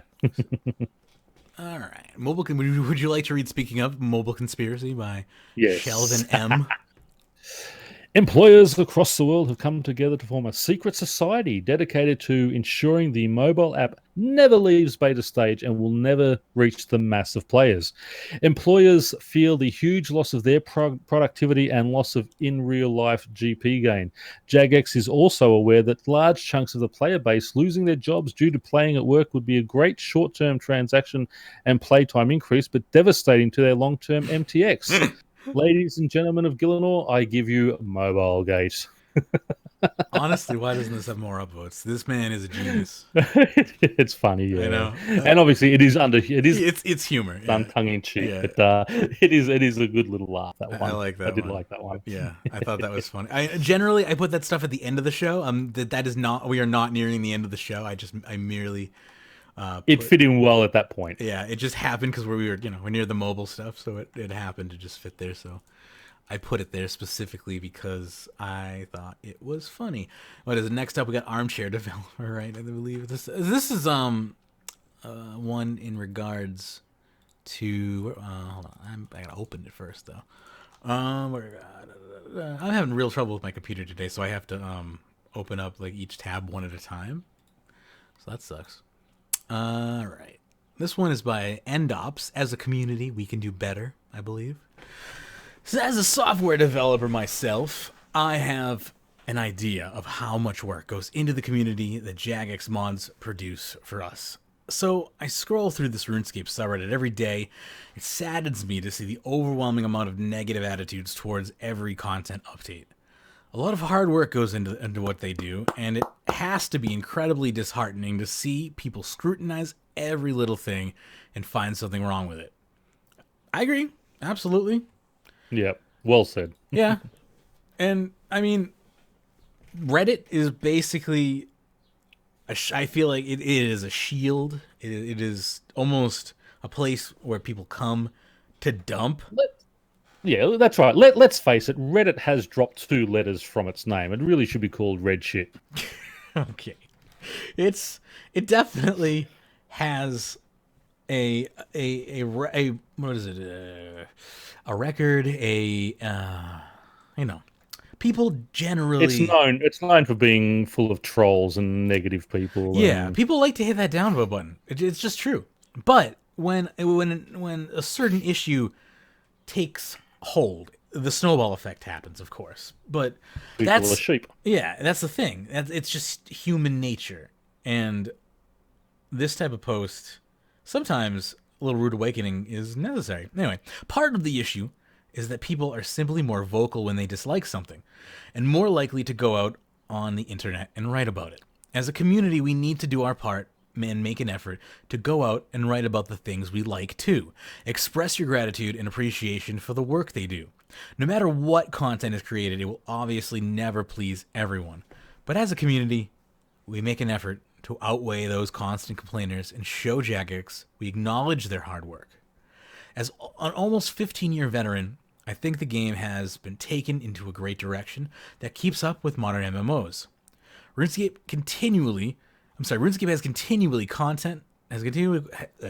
has quality content and updates, and I'm excited to see what future updates land at a time hold. And as a comper in progress, I'm excited to see what new challenges that Rework poses for me to take on. You mean they're taking away from you, actually? Keep up the good work, Jagex. But and that's yeah. I mean, I am, obviously I got stuck into them a lot about the Cupcake patch that they're doing and, removing the rework. But, I mean, and that is right. But, I mean, and I like to think on this show we are very fair because, we do give them a big pat on the back on all the good work they do. The player-owned farms, the mining and smithing update, the quests that they've come out with, the new Elite Dungeons, even though we're not, we're not PVMers, those new Elite Dungeons are really fun and, right. Just because it's something that you don't like and are not going to get involved in, if it is a good, if it is a good update and such, let them know because, it's you can only get kicked so many times before you just throw your hands up and say forget it. Right. They do great work on a lot of things, and there are the little things that they stuff up, but it happens. Indeed, and that's I think the big thing there is people just tend to be more vocal when they don't like something, and that is just very true. When you're super happy about a product, you don't go back to the store and be like, I fucking love this, you asshole, thank you so much for selling me that. No, you're just like, oh, you're home, it works, thank you so much, this is great, I love this product, it's in my life now. Like occasionally, sometimes there's like you'll do the survey on the receipt, or maybe you'll write an email to like the company or something. But that happens 1 in maybe 25,000. one in 25,000 people will do that, and they're over the age of 80. They're dying off. Hey, excuse me. If I get good service, I mean, obviously being a manager. If I get exceptional service, I will go out of my way to find, say, hey, can I see your manager, and just say, listen, this person, and give, because I mean, you get the shit feedback all day, every day, and I just like to, if you've given me good service, I know what it's like. I'm going to sit there and call you out for the good service too. Indeed, yeah, it's hard to find people who are willing to do that anymore. So I appreciate that. Oh, it is, yeah, it's terrible. Moving along, RS has gone a record amount of time without a new skill. It's been 1,226 days between Dungeoneering and Divination. 1,233 days since Invention released. And with no new skill announced, it will probably be a while. Unless they surprise us with archaeology next month. He says. That was him, not me. I'd rather... so what do you think? Now, I mean...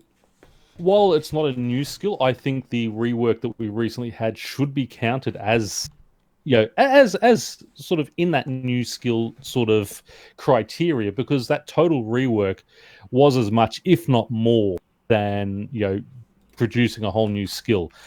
Because not only it's not just building a skill from the ground up, they've had to go back, look at exactly what was wrong with the old one, fix it up, work out numbers so it's not less than the last one, make sure nothing's buggy. make sure it works with all the old equipment and legacy equipment that they've got in the game and such. So I would argue that the mining and smithing rework, and then the weapon diversity should be rework. Classed as that. Should be classed sort of in that same criteria as a new skill. So personally, I would like to see, if we only get a new skill every 4 years instead of every 2 years or whatever they do, every 3 years, and they do an actual skill rework to bring those older skills up to current standards. I mean, we've seen agility still needs work. Construction needs huge work done to it. Mm-hmm. They've done a little bit with fire making, but I still think they can do more to make it more relevant. Mm-hmm. I'd like to see, more of that type. And Hunter, they're reworking Hunter now, so hopefully that'll be more relevant as we go forward with the new update coming. Let's not scream about new skills when they have done a lot of good with the reworks and that type of thing. I mean, even fishing the hub there, again, I still would have liked to seen a little bit more diversity there. More sort of danger type thing, but there's always, they can always go back and look at those things as well. But I think that you are on a good path right there. With reworks are kind of in the same category as new skills, and I am very much appreciative of reworks. And if we only have a new skill every 3 years or so, and there are a good rework in between, I'm totally fine with that.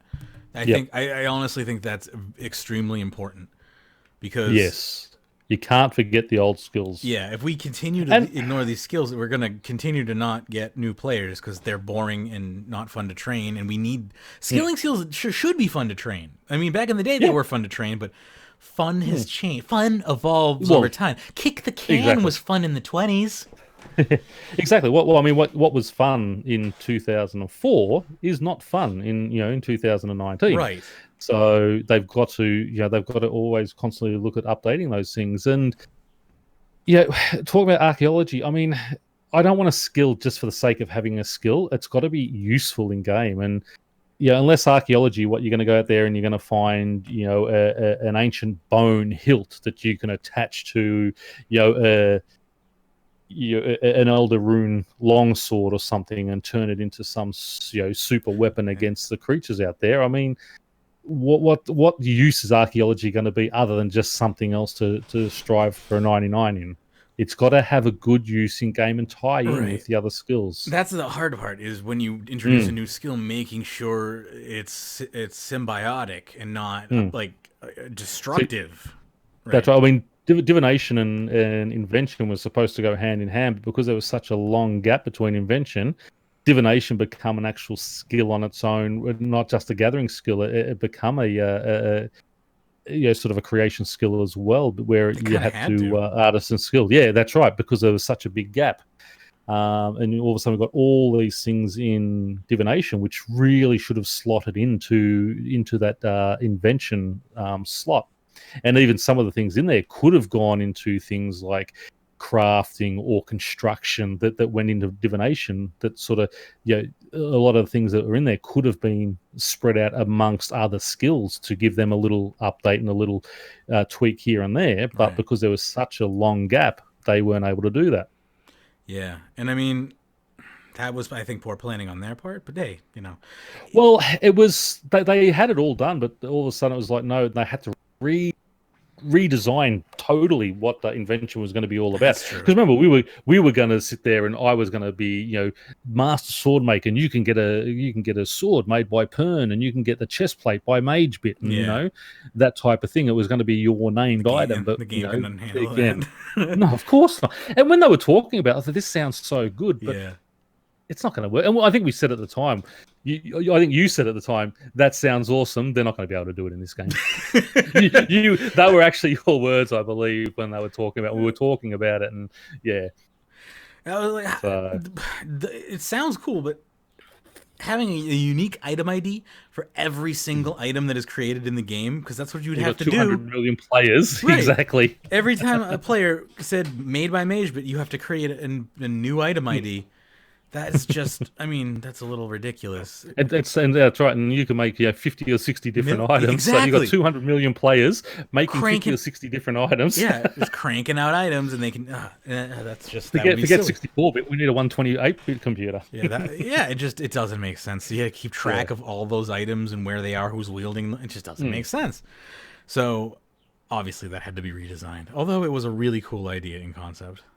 I still want it. I still would love to do it. I think so. Again, if like 3 years to do a new skill, let's mark. Let me explain it and map it out. Like for instance, our last skill was invention, and it has been. He said what 1,233 days since the last. Yep. How many years is that? I need a calculator. 350, 700. 5,000, almost 4 years, about 3.5 years, 3.75 years. Yeah. Okay, so it's been plenty. It's time for a new skill. Yeah. But we had our skill rework. It's time for a new skill. We got our skill rework. It's been 3 years. It's been over 3 years. But the skill rework took 18 months to do too. It wasn't a 6-month job. Sure. I'm just saying, like. Yeah, next year. But yeah, I would hope that 2020 we would see a new skill in 2020. Yeah, that's what I'm saying. Like 2019 is obviously already planned out. You can't just interrupt 2020 and be like, 2019 and be like, hey, we're just gonna cancel this and drop in a new skill. But I agree that it is time for a new skill, and 2020 should include. I think that one we read last week, that necromancy one, is a good. Right, that was a really good idea. Yeah, I think that's a good thing to sort of take and run with. If I was them, I would too. And what I love about our community in that regard is we're happy to throw these ideas for them and let them just take it. We're not expecting you to pay us $1 million to take that idea. These players are throwing it at you for free. Right. And if it is a good idea and it looks good, take it and run with it. We're not going to care. We're all going to love it, And that player, just acknowledge, hey, this was an idea from this player. He's going to be, or she's going to be wrapped just from that, just being, named. Just knowing that they've have the NPC named after them. That that gives you the cape. Do that, and that's all anyone would really want. I would say if they've thrown out an idea, but I thought that was well planned. Well, as I said, looking at it, I thought it was actually from one of the J mods who had actually done it, knocked it up in their spare time. Right, it was very professionally done. All right, we have here. Would you like to read this one for me? The story of how I contacted support? Yes, this is by Sarah by Forums, who says, the story of how I contacted support today for being an idiot. I won a purple prize today on Treasure Hunter, the lucky offhand chaotic Lombo. Said it went straight to my bank.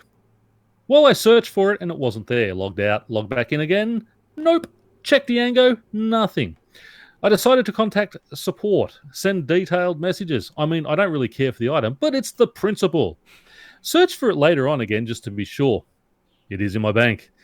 It's just literally the exact same color as the bank background, unless I lean forward and squint. I just never put my mouse on it because it looked like a blank space. Sent them another message basically saying that I'm sorry for being an idiot. Who knows what comes out of all this, so I hope today is a day that they notoriously shitty support. So there you go. I thought that was funny, just the fact that that's how it always goes into the your first tab at the end. Right. Always look there, because that's where it goes. Every time they put something in. There's a search functionality built into the bank. You can press the magnifier and type in chaotic offhand, and it will just be there. But to be fair, interface scaling needs to be a thing, because I too am blind to a lot of things in this game. And it depends what color you have it, because if you have the transparency, if you have, I don't know how much transparency I have set, but I totally can understand. Just my eyesight is not good, especially I have a 4K monitor, and RuneScape is just tiny. And trying that's the update I want, 4K support. Yeah, 4K support would be great, but things are going to be even smaller unless they also allow interface scaling. Although, one of the things they showed us in the live stream was text scaling on the buff bar. Thank God. So, that does work. So it actually scaled up to real font size. They can do it on mobile. They can scale font size there, so they can do it. I would love them to be able to do it everywhere. Killer Bunny's just saying Strive for 99. That's so 2004. You mean 200 mil? What if any new skill that they bring out now should have to be 120? Any new skill, right? Yep. It doesn't have to be elite skill, but it just just has to go to 120. It has to go to 120. They can do it in 2 batches if they like. Do a 299 and then do that 12 months down the track or 6 months down the track. But every skill should now, coming into the game, have to go to 120. As far as I'm concerned, every skill goes to 120. Anyway, should do. This one's big. This one's by Yai, and he says here, I can't say that name. Oh, I apologize. I left RuneScape back in 2009 because I was a kid and lacked self-control. I've returned now, and the biggest shock to me, yeah, the title says it all. I lacked self-control as a kid, and RuneScape addiction ate my life up, and it started to negatively impact my life. I swore it off, and no longer in school, and had an income of my own to support myself, as well as ample free time. I wish I had that power to stop playing RuneScape when I was a kid. Jeez. It took... could I ask, did he actually quit in 2009, or did his parents take his computer off? That's what I wonder. Right, I know. I'm thinking the same thing. Because there's no way a kid can have that self-control. That's what I'm thinking. Like, there's no way. There's no freaking way that he did this on his own. Because when I was that age, I was so completely addicted to RuneScape, and I would lose my mind. I was no way I had that level of self-control. And I don't think a 9-year-old or 12-year-old is capable of that, but maybe they are. Even if he's 14 or 15, I don't think he'd be capable of that self-control. I didn't learn self-control until like 28. Anyway, my monitor just went off. Why? Oh, probably because it power save mode. God damn it, I didn't see it. And I just lost everything. Come back. Let's see. Okay. It's taken 10 long years. I got it. It's taken 10 long years to finally get a place where I could come back, and it definitely feels like a hole that's been in me that I have finally filled. Wow. Well, that's that one he holds in me, Phil. Thanks. It's taken me a bit to get used to RuneScape 3, but I greatly am enjoying playing the game and the many quality of life updates that have come in during my absence. In particular, Lodestones. I already hate him. However, I can't express how I just utterly mind-blowing and jarring getting caught up in RuneScape lore has been, which has been the driving through like a starving person in free all-you-can-eat buffet. This is a little hard to read. I apologize. He's not using like articles at all, or in the right place. As a middle school kid, I loved RuneScape lore. I spent so much time theorizing it and discussing it, and what it's made me realize my love of analyzing and theory and making in general. And then, aware of those skills, it ultimately charted my career path to my current position. That was a long sentence. When I left Zeros was the Empty Lord, who was most dare not to speak his name. Where most evidence of his existence was hidden away, now he's back. We know a good part of the rest of his God's life stories, and there is like an alkalite of Zeros recruiting people as his followers of Varrock, so he's very excited of all the new lore, right? So I wish he had to, when he's typed this out, I wish he had to have gone back and actually read over it and made sure it was readable. English may not be his first language, is all I can say. Good point. Yeah, good point. I often forget that. When I left Guthix, was sleeping. Now I returned to find out he woke up and died, and then all the gods returned to Gielinor. There was a big battle between Saradomin and Zamorak and Lumbridge, and another big battle between Armadyl and Bandos, where apparently Bandos just flat out died. And some random other god from another dimension invaded and also died. That's Tuska. That's like I love hearing about the big pig. I love hearing about Tuska, the World Event 3 from some an outsider's perspective. That is a beautiful like a description of World Event 3 from someone who didn't play. Random other god from another dimension invaded and died. Yeah, who didn't play World Event 3, and was oblivious. That is good. Yeah, I like that. An Armadillo is properly fleshed out as a properly fleshed out god now, and not just a guy who had like 4 mentions. Perhaps what is most jarring in learning gods returned and had war was walking around Falador to see how it had changed and finding Saradomin just literally sitting right there. Prifddinas is no longer just a pipe dream. People waited for a release that never come, and most surprisingly, Saren's true form is not that of a crystal tree. Along with her, Jas went from the name of that mysterious stone to a full-fledged character called an Elder God, and we got to meet them.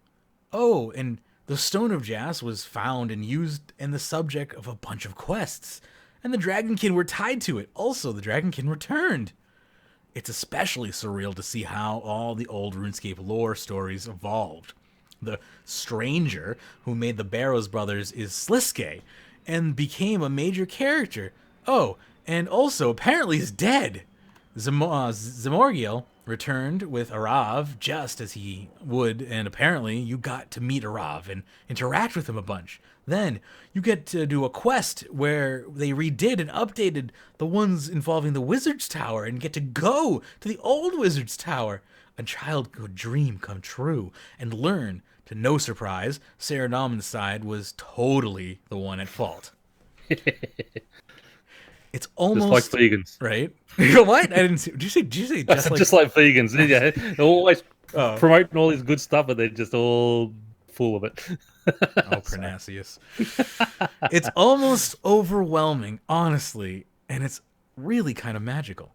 Most games you leave and they are static things. Maybe they get DLC or a re-release, but as a whole, the world of a video game is typically just a time frozen section of life that repeats endlessly, and there is never anything new. But MMOs, they are long-running and different. They are part of a living, breathing, ever-evolving world, and there is something real feeling about this entire life that you were missing being a part of when you leave. I just wanted to know if I'm alone or maybe slightly crazy, or if anyone else has gone through this exact same shock leaving RuneScape and then returning to RuneScape. This is currently 93% upvoted with 267 upvotes. Make that 268.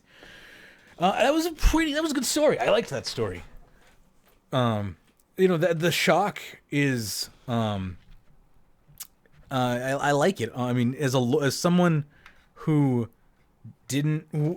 kind of was confused by the lore as a child, and then grew up through as a spacebar quester, and then crammed lore into my head to make it make sense for the podcast, so I wouldn't sound like a complete idiot. And now somebody who truly cares about lore, and had to kind of open my eyes to it. It was really fascinating to see it all kind of, all happen at once, and being a veteran to the game and know everything and be like, oh my God, that's really why that's there. Oh my God, I didn't know that was that.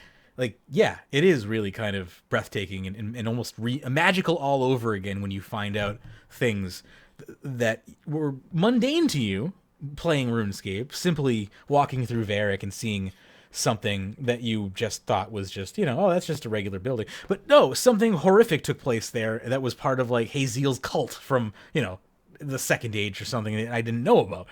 And it's like, those types of things are great, and I would never have known about them had I not actually delved into the lore. And what's great about MMOs, as he just said, is, living, breathing games with living, breathing stories. And that's what they call it, a living game now. That It is ever evolving. So that's the one thing. I mean, and that's one thing that does annoy me a bit about the sort of RuneScape fans. And I mean, it goes to point that just how passionate they are, but just they want all these updates week after week after week. But it's developed so much, and with the graphics and the storylines and such, it's not that to do a quest in this game now would probably take them a good 2 or 3 months of solid development. Then it's got to go through, all the graphical work and Q&A and such. So you're probably looking, 4 or 5 months on a quest from start to finish. Whereas in the old days, you could probably knock it out in 2 weeks. OSRS, they get a lot easier because of the graphics and such that they have to work with.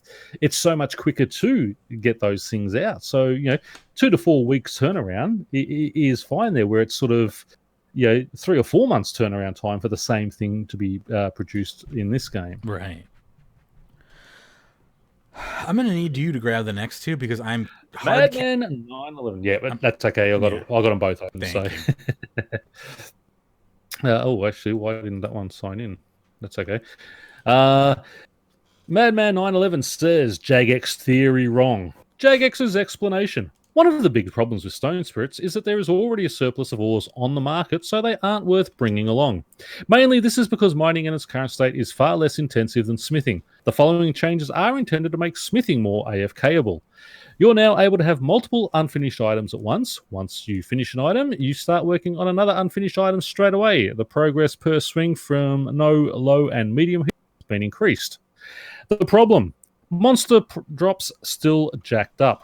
With the exception of miner and smithers, this will not fix the worthless and useless junk. Problem is, very few people are doing the smithing and mining update anymore. Heck, I got 320 coal worth 11k on a crystal trinket. Nice one. They don't sell. Coal is worthless. Solution: remove stone spirits. Now, we discussed this earlier. I mean, yes, there's a surplus there, but there is not going to be a surplus forever. Right. And the biggest problem, as I said earlier, with that surplus was everyone's favorite spring cleaner, because it broke it all down and put all that ore and coal straight into your bank.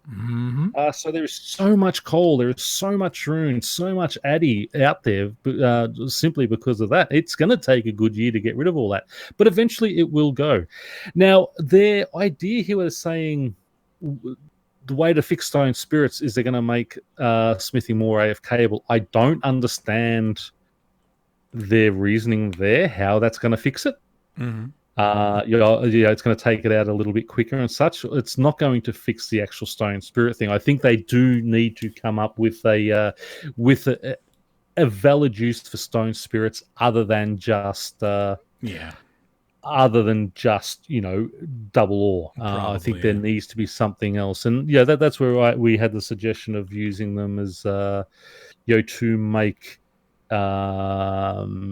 corrupted salvage that you could break down for invention parts, or using them to speed up smithing. So if you have a stack of those, your smithing is increased 25% because the spirit jumps in and softens the metal to do it quicker. Anything like that would, I think, be a more worthwhile use. Use them in actual smithing, not just for mining. Because the double ore is great. Keep that there for miners who want to do that, but also have an actual use in smithing for them as well. I think would be a better solution. Right. But again, just taking them out is not an option, I don't think. And yes, it's a junk drop, but I mean, there's a lot of junk drops out there. It's just one of those things. Maybe one of the things we could do is, again, bring into invention where you can that alchemizing, where you could turn your you could turn lower tier items into a higher tier. Maybe you can turn runite into the tier 90. Have 4 of those and convert it, and 4 will turn into 1 of the dark animica, something like that. There's all different things that they could look at doing. Right. But this constant call for just remove it is so short-sighted on people and just so frustrating. And the only reason we threw this one in, we've discussed all this before. The only reason we did throw this one in, obviously, is because of the recent update that they did. But I want them. I don't want to just removal. I want some actual thought put in and an actual use done. I don't think Jagex is going to remove them. They're not going to remove it, no. You want to grab the next one, and then I'll take the next one? I'll take the boyfriend one. This is called The Only Downy. Got lured. This is ridiculous. So basically, I was lured in the abyss today. I don't want my stuff back, but I certainly would love to see this guy banned. And since support is limited, I hope this gets noticed. I mean, I'm talking like a 200 mil lure, so yeah, I was dumb. But still, this guy shouldn't be in our game. This was my original post with the chat script of what happened, but apparently you can't name and shame on the forums. But where is the support for the game? I mean, you're quick to lock a post for naming and shaming, but how many times will you even take action on anything someone has to say or share? The general upkeep and support of this game sucks. Well, I guess it's definitely in the correct section now, and I don't expect to be moved since you guys make it so easy to rant. This reflection can be seen in the player count. Yeah, he knows. Oh, now, hang on. Top Bass says, the only downy was actually the one that attempted to lure, but it went wrong, and now he is accusing his victim of the naughty deed. All false, but maybe now you see why you can't name and shame. No evidence can be submitted on the forums for obvious reasons. So it sounds like he tried to lure someone and got lured himself. More than likely.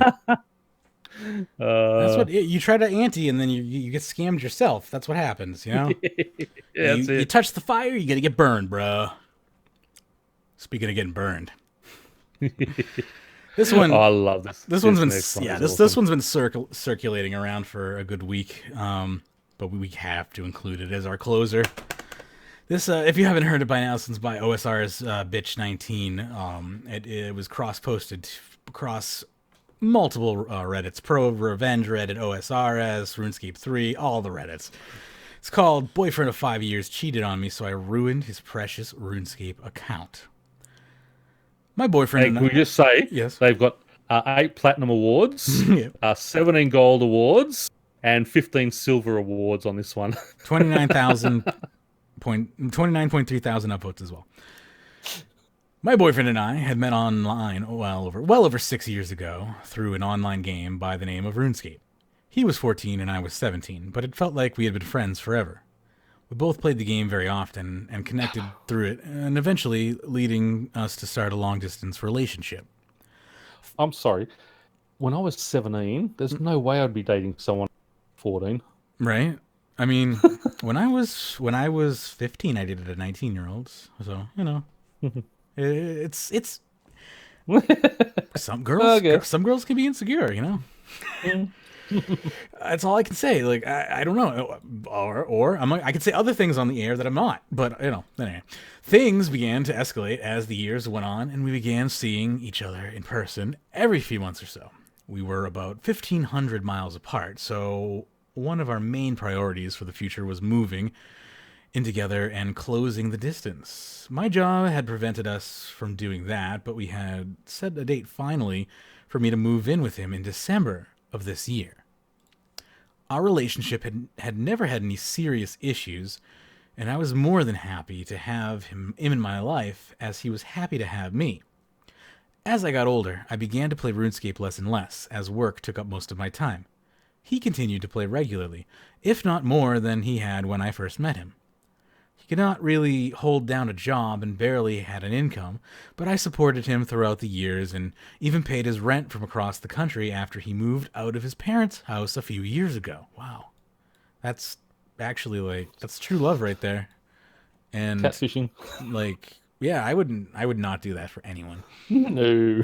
I never really minded it because he was a sweetheart, but he began to have problems. Now, let's just stop there for a sec. Yeah. He couldn't hold the job and barely held down income. I mean, the guy's obviously now 20 years old. Mm. If he can't hold the job at 20, yep. you know, you shouldn't be sending him money, especially when you're that far away. Yeah, I mean, he needs. If you're living near each other and such, but yeah. You're enabling him. He needs actual help. Yep. In November of last year, I couldn't help pay his monthly rent. I was short on cash, having to pay my own living expenses alongside car repairs and bills I owed to the state. And I just couldn't afford to support him at the time. When I called him one night to discuss it, he freaked out and started crying that I didn't want to live with his parents again, that he didn't want to live with his parents again. I tried calming him down and even suggesting that I could help him find a temporary job until I started providing for him again, but he wasn't having it. He claimed his parents would abuse him if he returned home, which I know for a fact isn't true because him and his parents have stayed with me for several times. They've given him the world. I eventually did calm down, but he remained passive-aggressive the entire night and eventually hung up. So, he's definitely using her at this point, like just being passive-aggressive and using her for money, and like that's just not cool. And also really sad. Yeah, this is pretty intense. Well, our relationship never had any serious issues, and I was more than happy to have him in my life as he... Oh, I went back. Sorry. Because I cared about him, I reached out to his father the next day and informed him that he would probably be moving back home after his lease expired that month. I explained how I wouldn't be able to afford paying for his living for a month or two, and if there were any local jobs he could work in order to, make an income. Apparently, a friend of his father needed help managing a small warehouse for business and was looking to potentially hire my boyfriend for the season. It paid $15 an hour and was super easy, lifting boxes, sweeping the floor, taking inventory. I brought it up to my boyfriend and saying the same night, and he was not having it. Not only did he not want to work in a shitty warehouse, he didn't want to work at all. All he planned to do all day was to play RuneScape. I brought up a few other job listings I had found in the area, and he immediately shot them all down as well. He then had the audacity to comment about how he thinks I should work harder and possibly work a second job. I keep my composure and simply argued until we eventually hung up. So, kick him to the curb right there, right? You're actually lucky he cheated on you before this relationship went any further, right? Yeah, I know. All right, this is true addiction right here. This is true addiction. This individual needs both of these individuals actually. She has some like codependency issues as well. If she's taking this, she should be seeing a therapist as well because the fact that she broke off obviously, but the fact that she took it for this long is scary. Anyway, I collapsed on my bed and cried for a good hour or two afterwards because of the intense emotional stress I was under. That's totally expected. That's understandable. Yeah. Not only do I work 8 hours a day, 6 days a week, I'm also an industrial meteorologist. If I remember correctly, that's a lot more work than playing RuneScape every day and using my Hulu account. I really considered breaking up with him right that moment, but I changed my mind and decided to give him another chance. Looking back on it, big mistake. Like you said, Pyrn, kick him to the curb right there. You were right. She had the same idea. She had it in her mind right there. She had that sane instinct. She overrid that sane instinct with some compassion, unfortunately, some love. Compassion's always going to get you in trouble. Love gets you in trouble. That's the thing. That's it. I messaged him through the night, and we sort of made up, but I was still a little uneasy about the entire event.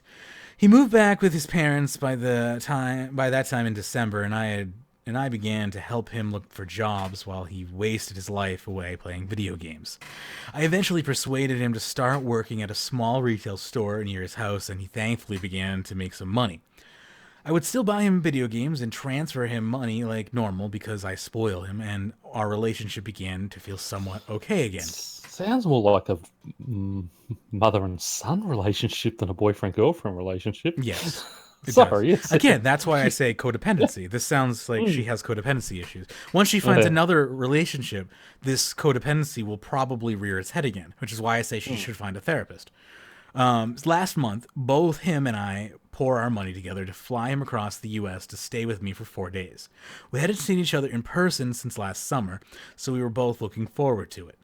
He arrived, and we had a great time for the first few days because we could actually talk, take me on dates for once. He could actually take me on dates for once with his new income. Then everything was perfect until I caught a glimpse of his phone's lock screen while taking a shower. Quote, "When are you leaving her?" the Discord message read. I could have ran into the bathroom and snapped his neck in that moment, but I kept myself together as best as I could without killing him. You want to keep your own freedom. I understand that. So you don't want to end up in one of those cases where you're on MSNBC for a good 4 months, and I'm watching the trial glued to the screen with there's blood all over the bathroom and the pictures. Oh, I love that. I had never felt so used, disrespected, or hated in my entire life, and I completely understand. That is a horrible feeling to feel.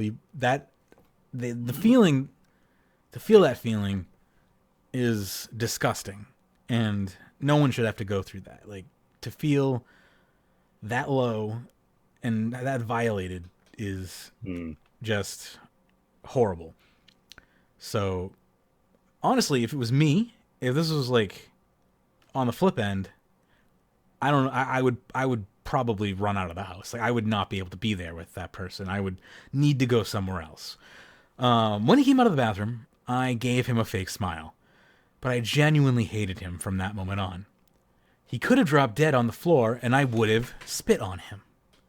I spent the remainder of the night watching him play RuneScape, and I remained very quiet. He took notice of this, and I asked him, and he took notice of this and asked me if everything was okay. And I lied and told him everything was fine. When it came to go to bed, I let that fucker climb into bed with me, and he tried initiating sex because it was our final night together.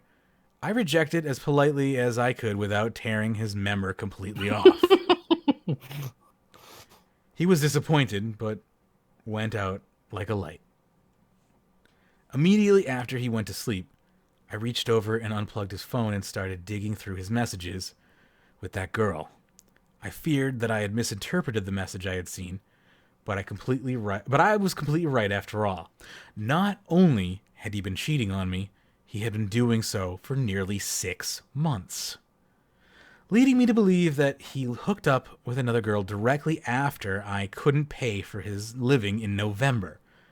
I scrolled through probably 100,000 messages, and I wanted to vomit my insides out by the end of it. He had talked shit about me, claimed I was emotionally abusive, just as he had done with his parents, and even sent this girl my nudes so they could pick me apart physically. When morning came, I slept in because of how late I was up reading messages. I woke up to find him on my computer playing RuneScape and eating food. It was like all our relationship had been wiped from my mind, and he was now an evil stranger sitting in my house. Yeah, I don't blame you. I honestly probably would be in jail at this point. This is again why I don't have relationships, like, because I would probably murder somebody. I wanted to scream at him. I wanted to tear him apart and kick him out of my house and onto the street, but I didn't. In fact, I gave him as much love and attention as I could muster that morning because I wanted him to leave things feeling normal between us. I dropped him off at the airport, and we had a quick somber goodbye before I left him there, unbeknownst to him. Well, again, I mean, as soon as you've gone through all those, yes, you drag him out of that bed, throw him out of the house naked, all his clothes out there, and say, find your own way to the airport, dude. Right? I would keep his clothes, yeah, literally, naked. Just, yeah. I drove back home as calmly as I could. I would be shaking.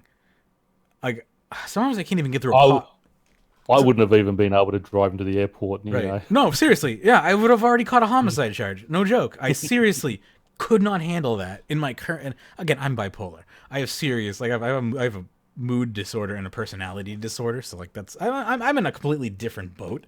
But, like, I would be shaking at this point. Like, I could not. Sometimes I can't even... I finish a podcast and I'm shaking.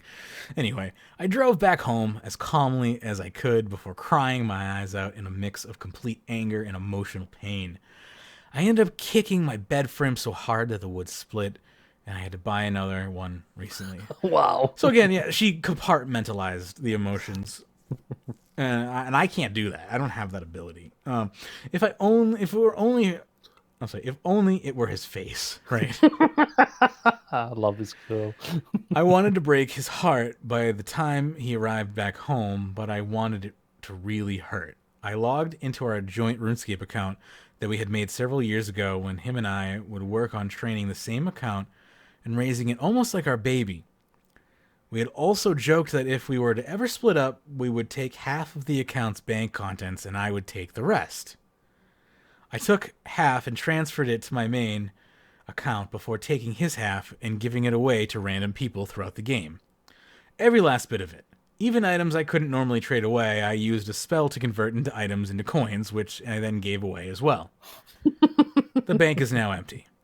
It then occurred to me that I had the credentials to his main account were written down on my desk, as he would frequently have me to train his farming skill every so often. I didn't hesitate and logged in to his precious 14-year-old RuneScape account. I immediately took the contents of his bank and sold it on the Grand Exchange, a marketplace in the game. It took an extremely long time to clear out his bank, but he would still be flying home for about another 4 hours or so I had plenty of time. By the time I had sold and destroyed everything, I had 4 stacks of coins totaling over 8.5 billion. Now to spend it on, I wanted to waste his life earnings on the most useless, stupid thing I could think of, besides him. I logged back into my main account to reach out to a friend of mine that collects massive stacks of burnt food. For the unaware, burnt food in RuneScape has no use. You can't unburn them, you eat them, or even sell them on the Grand Exchange. They are, however, tradable amongst players. I've always wanted to poke fun at this guy for collecting burnt food, but I was now more thankful than ever to make his acquaintance in my revenge.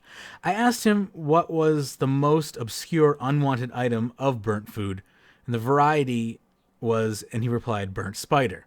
Lo and behold, he had roughly 6,000 of them, spider and shaft burnt, in his bank that he was willing to sell me. Feeling generous with my ex-boyfriend's coins, I gave him a full stack of 2.147 billion coins and left him a very happy customer.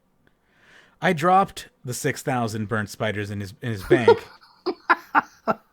Sorry. But still had about 6 billion coins left. With the remaining money, I decided to treat myself. I went to the Grand Exchange and ended up going on a shopping spree. The first thing I bought were 100 bonds. If you're not familiar, a bond in RuneScape grants you 14 days of in-game membership. After trading all 100 bonds to my account, I now have almost 4 years of membership paid for me. I spent a majority of his coins on an extremely nice piece of armor and weapon, all of which went straight into my account. He also still had about an extra billion, so I spent it on the supplies I needed to level up an expensive skill of mine. By the end of the afternoon, he was left with an extremely measly 150k in his bank, all of which I gave away to a guy cooking pizzas outside the Grand Exchange. Nothing was left, so I decided to pick up a pile of bones off the ground and leave it solely in his bank. It might sound petty, but I laughed for a while. Now, I know what you're thinking. This is so cruel. You ruined the tens of thousands of hours he put into the game. Well, it was time he learned I can be a bitch. A mean bitch. On top of spending every last coin he had ever made, I leveled his defense skill. This may not sound bad. In fact, it sounds like a good thing. I helped his account progress, right? Well, no. Unfortunately, my ex had what players commonly refer to as a pure account, meaning he never ever dared to level his defense past level 1. In order to keep the lowest defense stats but have high offense stats, well, not anymore. Have fun with your permanent level 6 defense. Now, what would have been good there if she had have gone to the guy in Lumbridge, got that reset, and then leveled it again, because you can only actually reset once? I don't think is that true in old school RuneScape? This is old school RuneScape. Oh, this is old school, was it? Mm-hmm. Oh, sorry, I thought it was the current game. No, okay. I don't think you can reset in old school RuneScape. Okay. So, well, she said it's a 14-year-old account. It is a 14-year-old account, but I can play my 18-year-old account on old school RuneScape. Yeah. So, okay, no, I thought, yeah. But no, he plays OSRS, yeah, and her name is even OSRS bitch. Yeah. But so cycling through hundreds of possible forms of revenge in my head, I settled on getting rid of his house. It's quite an achievement in RuneScape to have a nice house of your own. In fact, he had one of the nicest I'd ever seen in the game. And again, old school RuneScape has beautiful houses opposed to RuneScape 3. Our houses suck. In order to have a house built, he must have spent over billions of coins. Too bad I had to disassemble it all in a matter of minutes, deleting it into cyberspace. And there's no insurance either.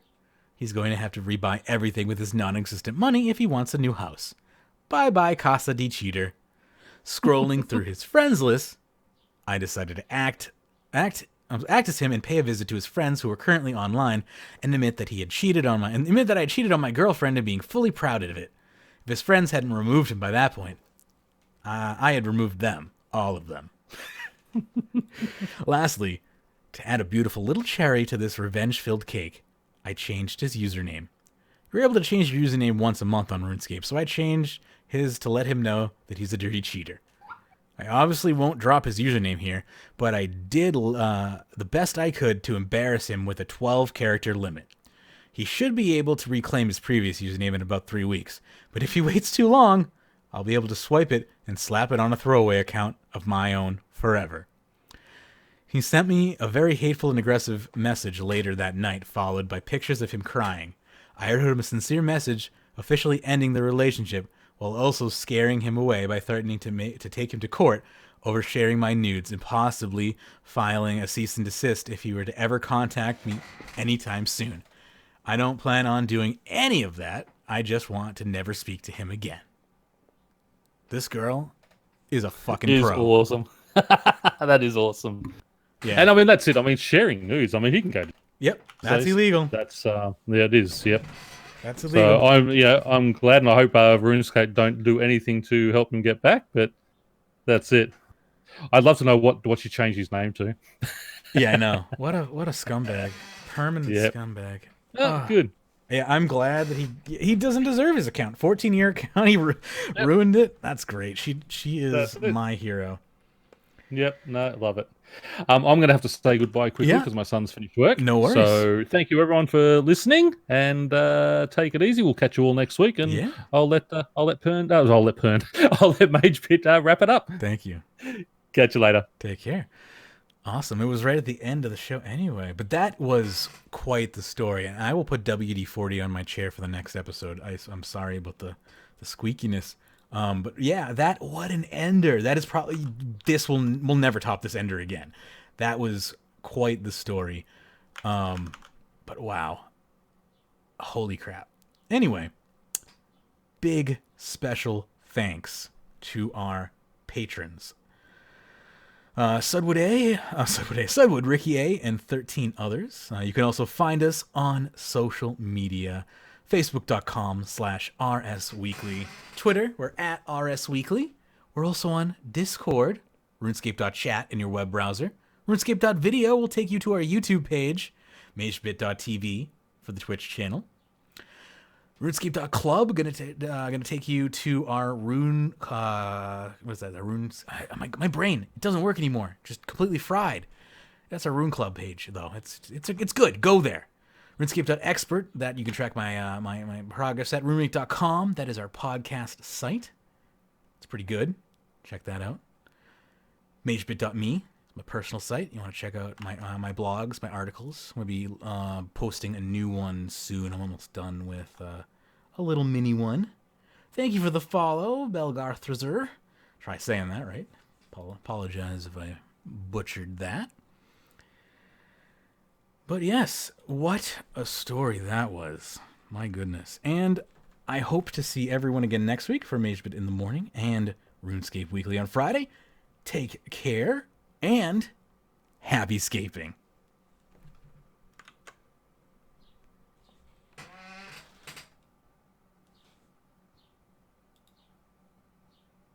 If you missed any of the show, stay tuned for reruns.